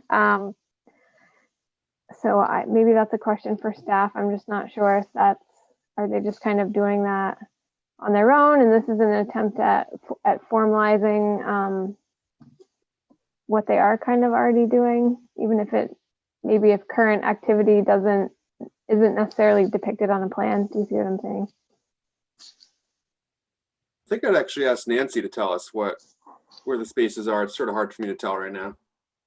I actually had a discussion with the applicant's tenant, which is the Crossroads Autocraft, and tried to educate them a bit as to what was approved previously and what we need to do to accommodate their needs on the site. So it's a bit of a balance of sort of bringing the site more to be more manageable, if you will, from their standpoint, and having them be better educated on what their operational limits are. So if you recall, I'm not sure, Jen, if you were on the board at the time, but there was a transition right at the time of this approval where the previous tenant left and the new current tenant came in right at that time. So part of that is just trying to make sure that everybody's all on the same page, and that it does conform with the requirements for the ordinance criteria, but also meets their needs, and their needs, they've been successful, which is great. And so their needs are that they would like to be able to, use the existing house. So that's taking away that residential use on the property, which is sort of a mix of, you have the residential and you have the commercial. Now you just have that one use on the property, and then to allow the bay to be used for additional ability to work on vehicles, to move them through the site in a little more efficient fashion. So the house itself would be used as an opportunity for someone who was interested in purchasing a vehicle to sit and meet with the owners and discuss the transaction of that, rather than trying to do that right now in the existing garage or shop area. So it gives a good separation for that. Sure. Okay, thank you. And then just a question, and I noticed it. I'll flip back here. I noticed it on both the existing and proposed plan, but it looks to me like maybe it's a different easement. What's the long linear? Okay, there's 2 lines. So there's what I'm guessing there's a label that says parking easement 3,600 square feet and change. Correct. So for an irregular shape that looks like it goes out to the toe of that gravel slope. Correct. That's the area here. Yes. But then there's a parallel line to the property line. Is that just an offset? It's the setback line. Okay. For some reason, I thought that was indicating the parking easement. So that's my error. Thank you. That's all I have. All right, Nancy, are there going to be any more employees than there are now? Is this going to be an expansion of the number of employees? I don't anticipate that. In speaking to the tenant, they have about 4 to 5 employees now, and he did not mention that there was going to be an expansion of staff. So that would, accommodate who they have. And if you look at their website, they have 4 folks shown. So. All right, thank you. Other questions? Is it safe to say that the board is generally comfortable with the design, with the the Rachel? poll Rachel? presented. Yep, Rachel? yeah, go ahead. Roger. Yeah, I'm basically in agreement with what they want to do here in terms of going back to the zoning board. But I do have, I have a question for Jamal regarding the building elevations. Are you referring to the residential property that's going to be converted into a commercial? When you No, I look was thinking about the building, the addition. Are the additions? Mhm. Okay, Unless they're making changes to the other building, which I don't think they are. To the okay, exterior. No, if I can jump in there, sure. the existing house, if you will look just the same as it does now and probably be painted, but that's it. So there's no proposed changes to the building in the house itself. The fenced-in area behind it, that was sort of the backyard, if you will, for that house, the fenced-in area will come down, but the house itself will not change. I believe what the comment was made in staff was to provide elevations and material information for this proposed addition to the garage and shop, which is 20 by 32. Okay, And other that would be once it comes back to us, if it passes through the Correct. zoning. So we would Yeah. see it when it comes back to us as a site plan. Correct. the other comment I would make on Nancy is that if I'm not mistaken, right now, they have vehicles right up next to Route 1 on display in the front of the building, the house. I believe they do sometimes. So when it does come back to the board, I would like to see them enhance that front, with landscaping instead of having vehicles there, which I don't think the plan is to have any vehicles there, so. So with our proposal, we have the 5 display vehicles that they wouldn't project beyond the front face of the house. Yeah. And you have one on the paved area here and one in this location here beside the house. But as part of this program, that would formalize where those display areas are, where they're permitted to be. And we understand the comment about landscaping. That was actually in the staff memo as well. Yeah. So that's my only comment then. All right, thank you. So is the board agreeable that our communication to the zoning board of appeals is that we agree that the plans as submitted to us, come up with a date some point, that the plans meet the requirements as specified in the zoning ordinance, and that we support the I'm just searching for words here, but basically that we support the application as it has been presented to us. Does that work, Jamil? Works for me. Does that work for the board members? That this can be a nod. Yes. Yeah. All right. On you go to the board. Thank you very much. You're welcome. And we have the Pratt Abbott application for the folks who are waiting for the mixed use on 100 Higas. I doubt very much that we will get to you tonight. We will not take up anything after 10 o'clock. Our next item is P2M Development LLC requests a site plan amendment review for 238 Gorham Road, Assessors Map R38, Lot 27. Jamel. Thank you, Madam Chair. So this is located in the B2 zoning district at the former Nara restaurant along Gorham Road. The applicant's proposing a change of use from the existing restaurant use to a business service. Proposal also includes additional site modifications such as a new chain link fence, removal of HVAC equipment and second floor additions, repairs to the roof, new exterior paint, and new overhead doors. So staff has noted that the zoning or district does require a 15-foot landscape buffer along the Gorham Road frontage and has recommended additional plantings along the frontage. Staff has also recommended the applicant install a wooden stockade fence instead of the proposed chain link fence with privacy slats to be in accordance with the town's commercial design standards. And the applicant's also requesting a waiver from the required lighting plan. However, staff has recommended that a plan be provided to the board given that the applicant's proposing new light fixtures to ensure that no lighting spills over onto the abutting properties. And finally, staff recommends that the applicant just walk the board through the proposed building modifications. I'll turn it back to you. Thank you very much. And for the applicant. Donna, you're on mute. Oh, there we go. Good evening. Thank you for taking this item tonight. I'm representing PM2 development, P2M development this evening.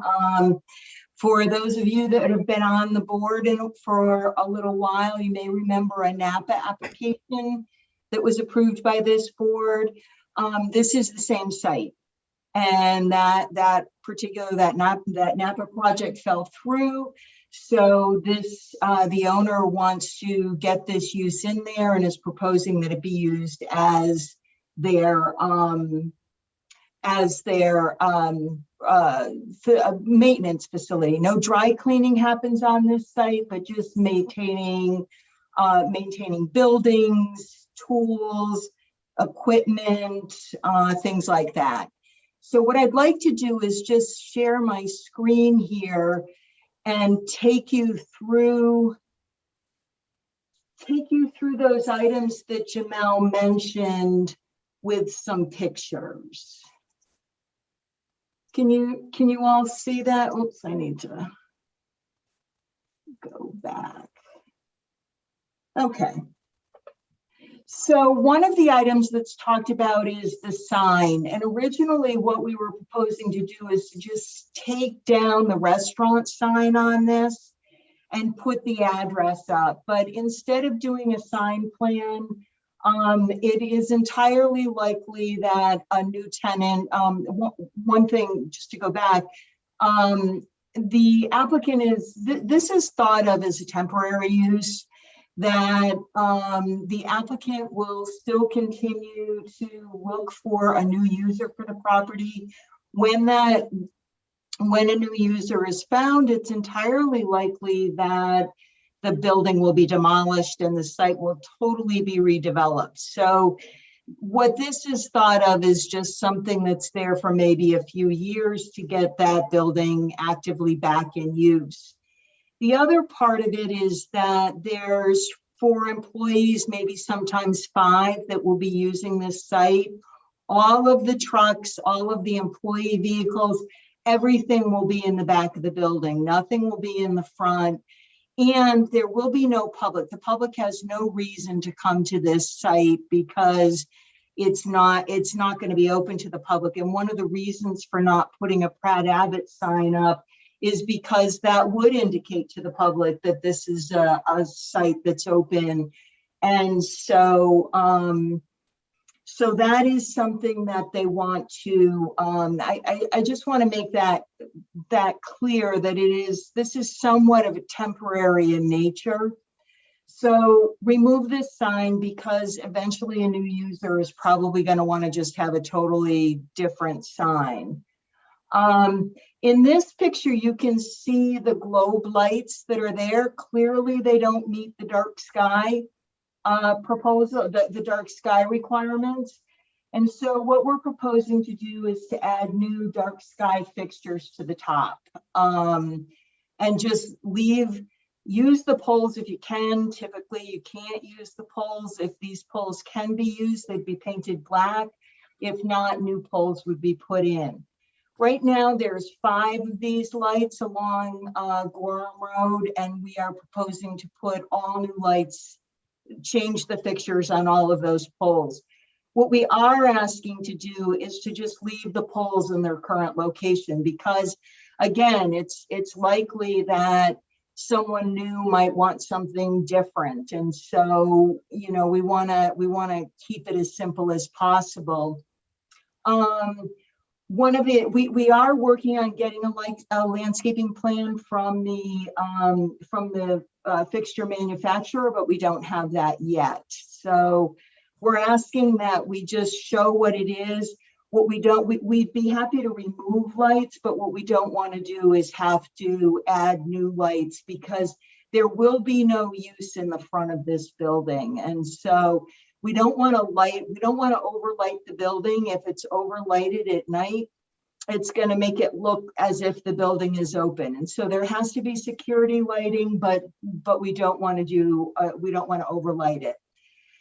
And in one of Bill Bray's comments was about removing these wooden pieces. So you can see these, at one point, these were wooden raised beds for the landscaping, and it worked, and the landscaping is now well established and the soil is stable, but the wood is breaking apart. So what we want to do is just get rid of those broken pieces of wood. Really, it's a cleanup more than anything else.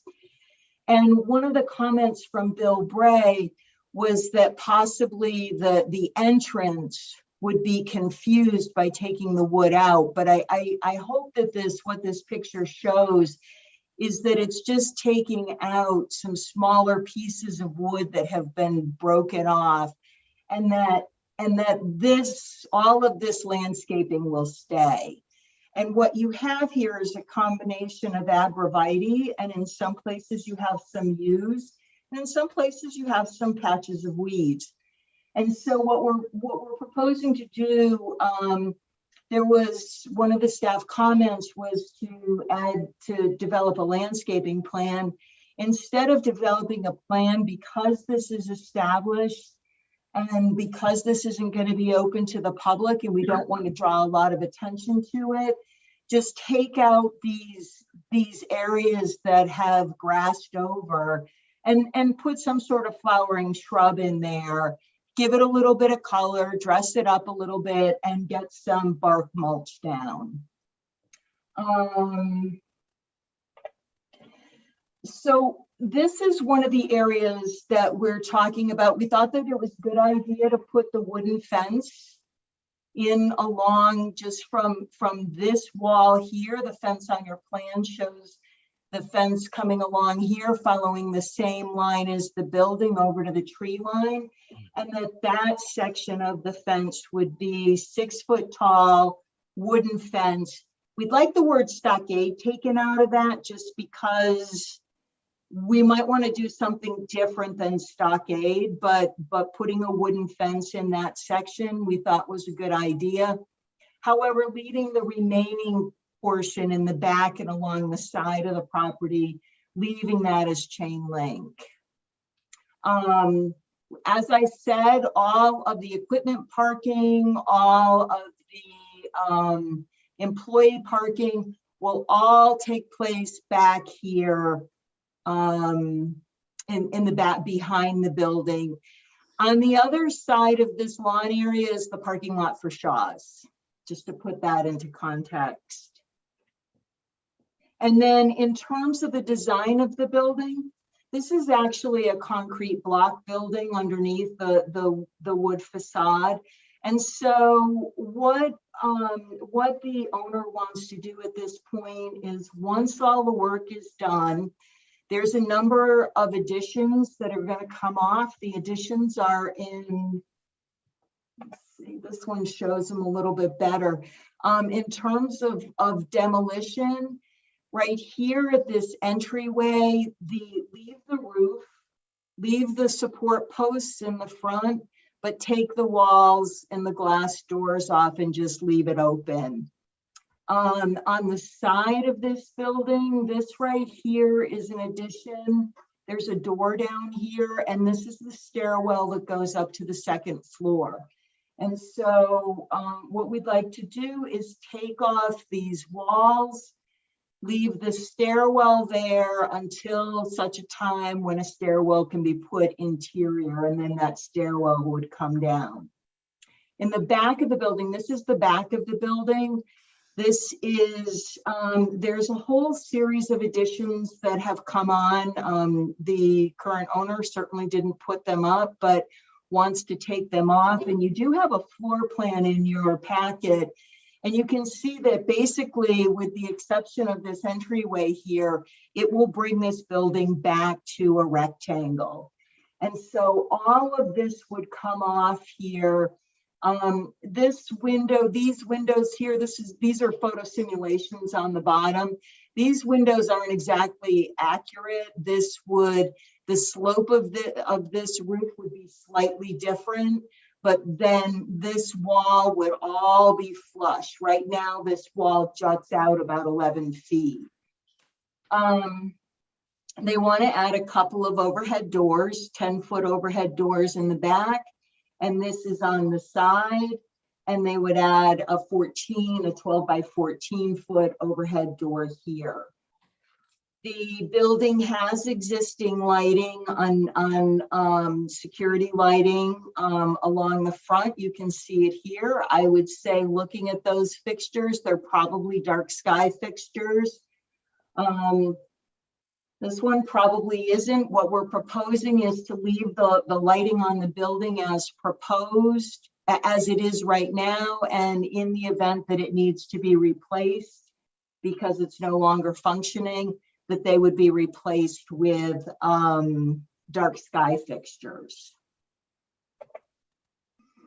And lastly, this is the site plan that you have in your packet. Few more things. There's a koi pond over here.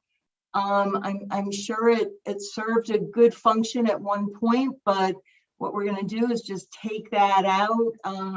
There will be a little bit of a depression there. Fill that up with gravel and leave it flush with the parking lot.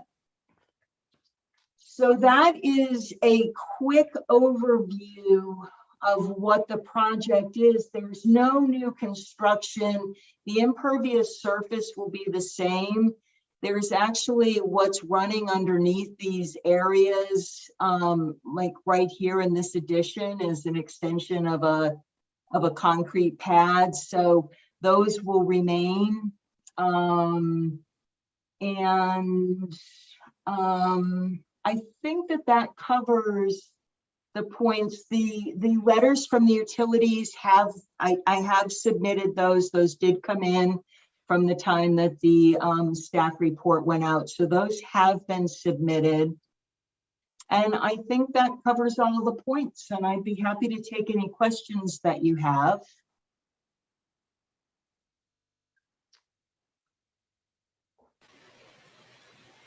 Thank you. This item is subject to any comments by the public. If there is anyone in the public out there who would like to make a comment, please raise your hand and you will be recognized. Jamel and Angela, if you just take a look and see who we've got out there. I don't see anyone right now. Yeah, we're down to 11 people, so I think we're probably about done here. Very well, I declare that the public comment period is over, and ask the board if the board members have questions. Meanwhile, if you could remove your screen share so that we can get back to seeing each other, I'd appreciate it. Thank you.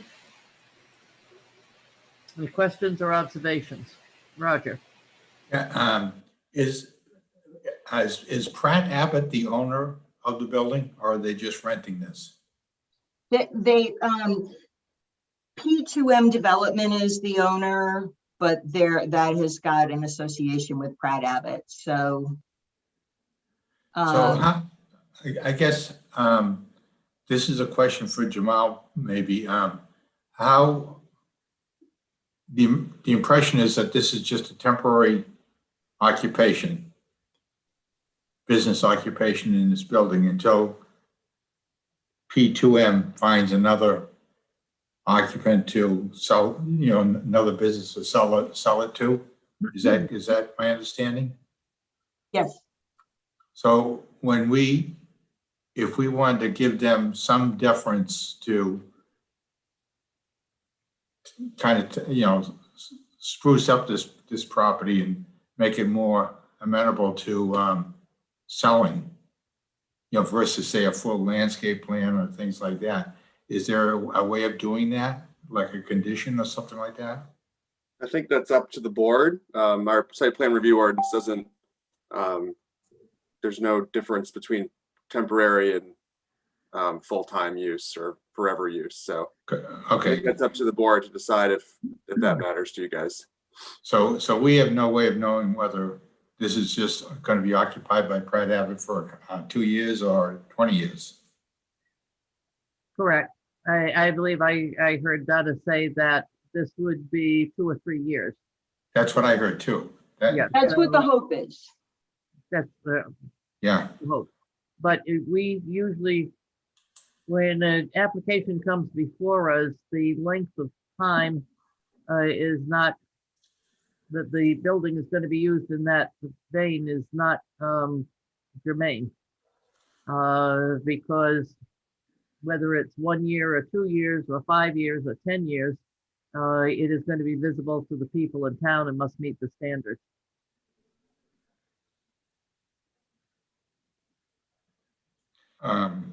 Well, okay. The reason I was asking is because of the, I tend to agree with the applicant regarding the front, you know, the landscaping along Gorham Road with the removing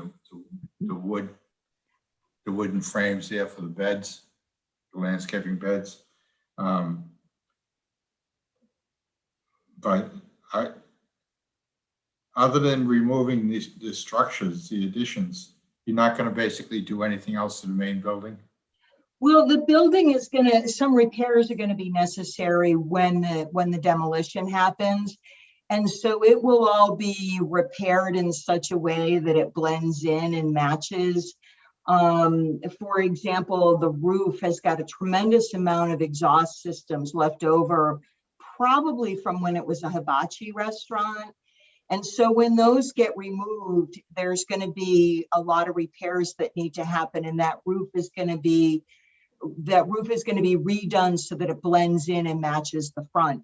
And the same thing will happen with any of the walls, is that it will be done in such a way that it blends in with the surrounding areas. And then when it's all done, it's going to get a fresh coat of paint.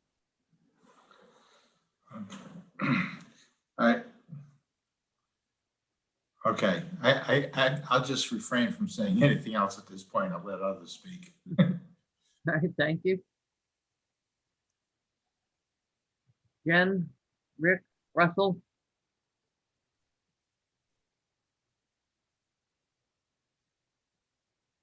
All right, in that case, I will go. Who's going? Yes. Okay, yeah, this is like trying to put lipstick on a pig, make it look better and serve some function for a little while and in hopes that another buyer may come around. But it still needs to go through, you know, some level of scrutiny, and I'm going to scrutinize, you know, the lighting.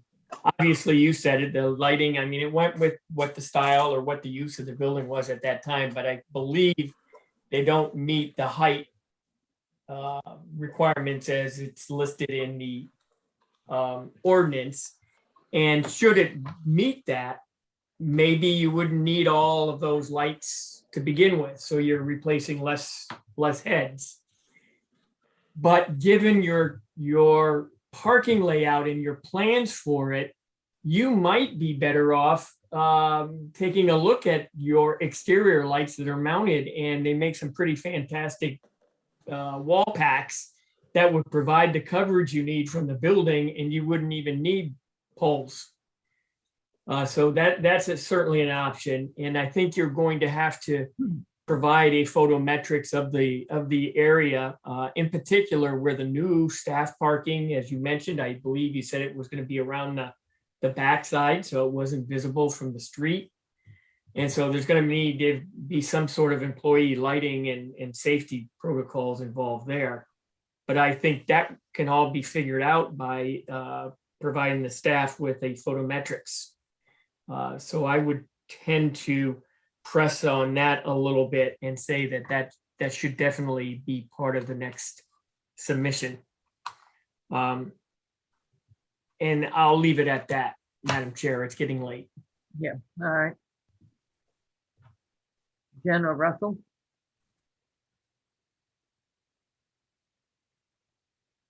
All right, then I will go.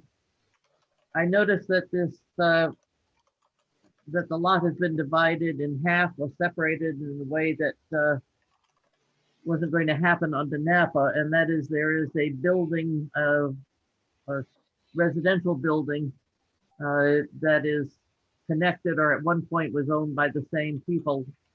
And I noticed that there appears to be some sort of a division now between this lot and that residence. Is the residential building going to remain, or is that going to be removed? And how are you separating, if it's going to remain, how are you separating those two lots? It's still one lot. There's a bit of a tree line between the two buildings, but there isn't a lot line. And so for right now, the house is going to stay.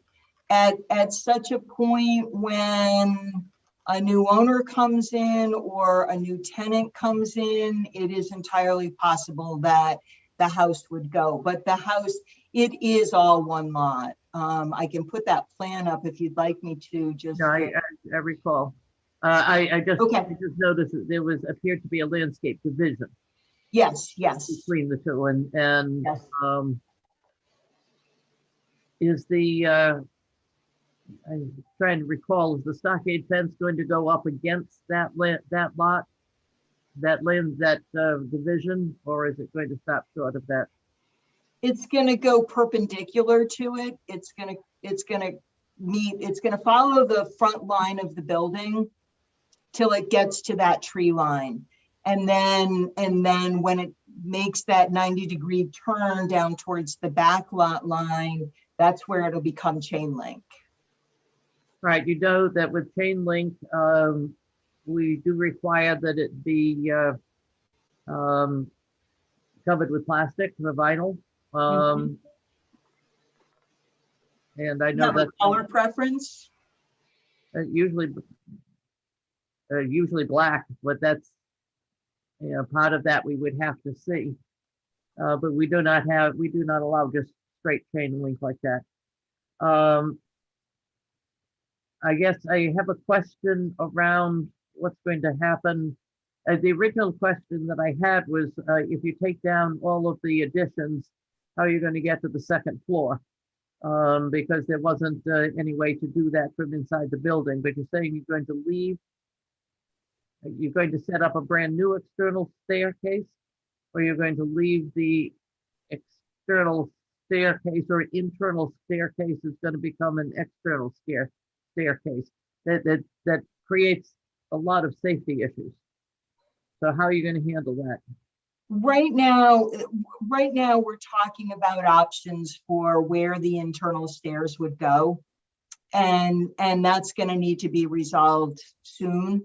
Until that gets resolved, what they want to do is leave take the walls down around the stair, which is at the far western side of the building, along next to Shaw's, is to take the walls down and just let the stairs be exposed so that they can get to the second floor until the interior stairs get built. However, that's not something that's going to be long term. That might be a month or so. I suggest that that you really need to come before us with a plan for that. If you're only talking about a month, but you're going to leave an unsafe stairway up the outside, because once you take down the outside walls, you've only got the stairs held by one wall. Or you're going to be spending money to reinforce those stairs so that the second floor can be used. So I would say sooner rather than later, we need to see those stairs if you're going to leave that second floor up there and use it for office or for staff break room or whatever. Where the stairs, the interior stairs would go, would it be possible to do that as part of the building permit application on the interior side? And No, we want to see the plans. In other words, if that's what you're doing, you're removing all access to the second floor and putting in new access to the second floor, that becomes part of the interior plan. And it needs to be part of this site plan amendment. We also need to see actual elevations, because while I could follow your description watching, as we watch the building, and you have included some drawings of what it might look like, we actually do require that you have plans, that you have elevations, and we would need to see those. do you need, excuse me, do you need them for all four sides? That's part of the standards. In other words, what is it going to look like outside and inside? And we need the cut sheets, and I would suggest we need as well, do need a landscape plan. I have no problem removing the wood, especially the decaying wood, but we need more than, we're going to put a bush here, we're going to put some bushes in between. What exactly is it that you're going to be doing?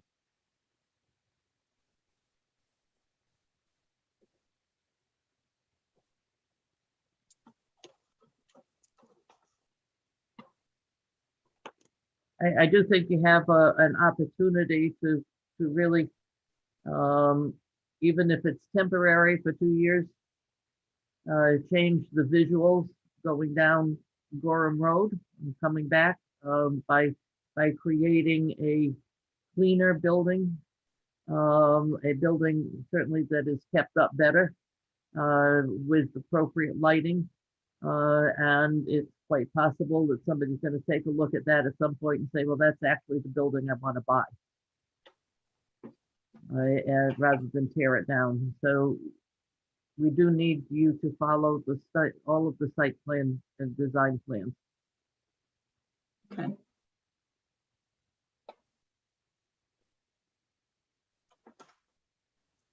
there any other questions, comments from the board members? I do second the fact that the comment from Rick Meinking about lighting in the rear, because as it gets dark, you're going to have employees back there. They're going to be going out to their cars, and in the dark, they're going to need appropriate light, but wall packs might do that, and good wall packs might eliminate the need for the globes in front. But if you're going to leave those, then they need to conform with our standards.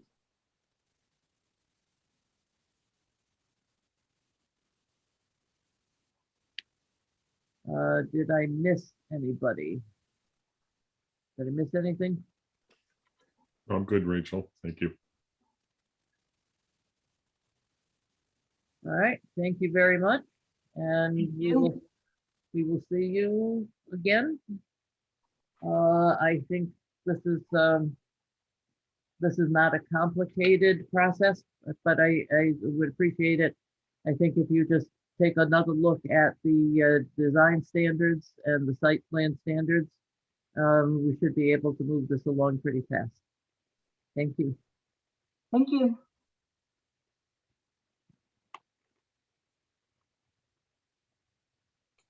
All right, moving on. Staff report. Just a few things to report on. We had pre-construction meetings for the 40 Higas Parkway project and the Crown Trucks project at the Innovation District. And then the town council did vote to repeal and replace the growth management ordinance effective June 1. And that'll help clean up the administration of the ordinance generally, update the annual allocation from 135 to 144 permits based on the last 10 years of town data and following state requirements. And then there's new exemptions primarily for multi-family projects. And if you guys are interested, there is a GMO or growth management ordinance webpage with background materials on the website, town website. That's all I have. All right, administrative amendment report. There were 2 this month, one at Camp Ketcha for a new storage shed and one at 245 Gorham Road for a very slight change of use with very slight site modifications. Thank you.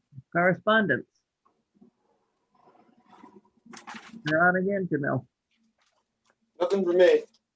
All right. Planning board comments. Just a question for Jamal. What project was 40 Haggis Parkway?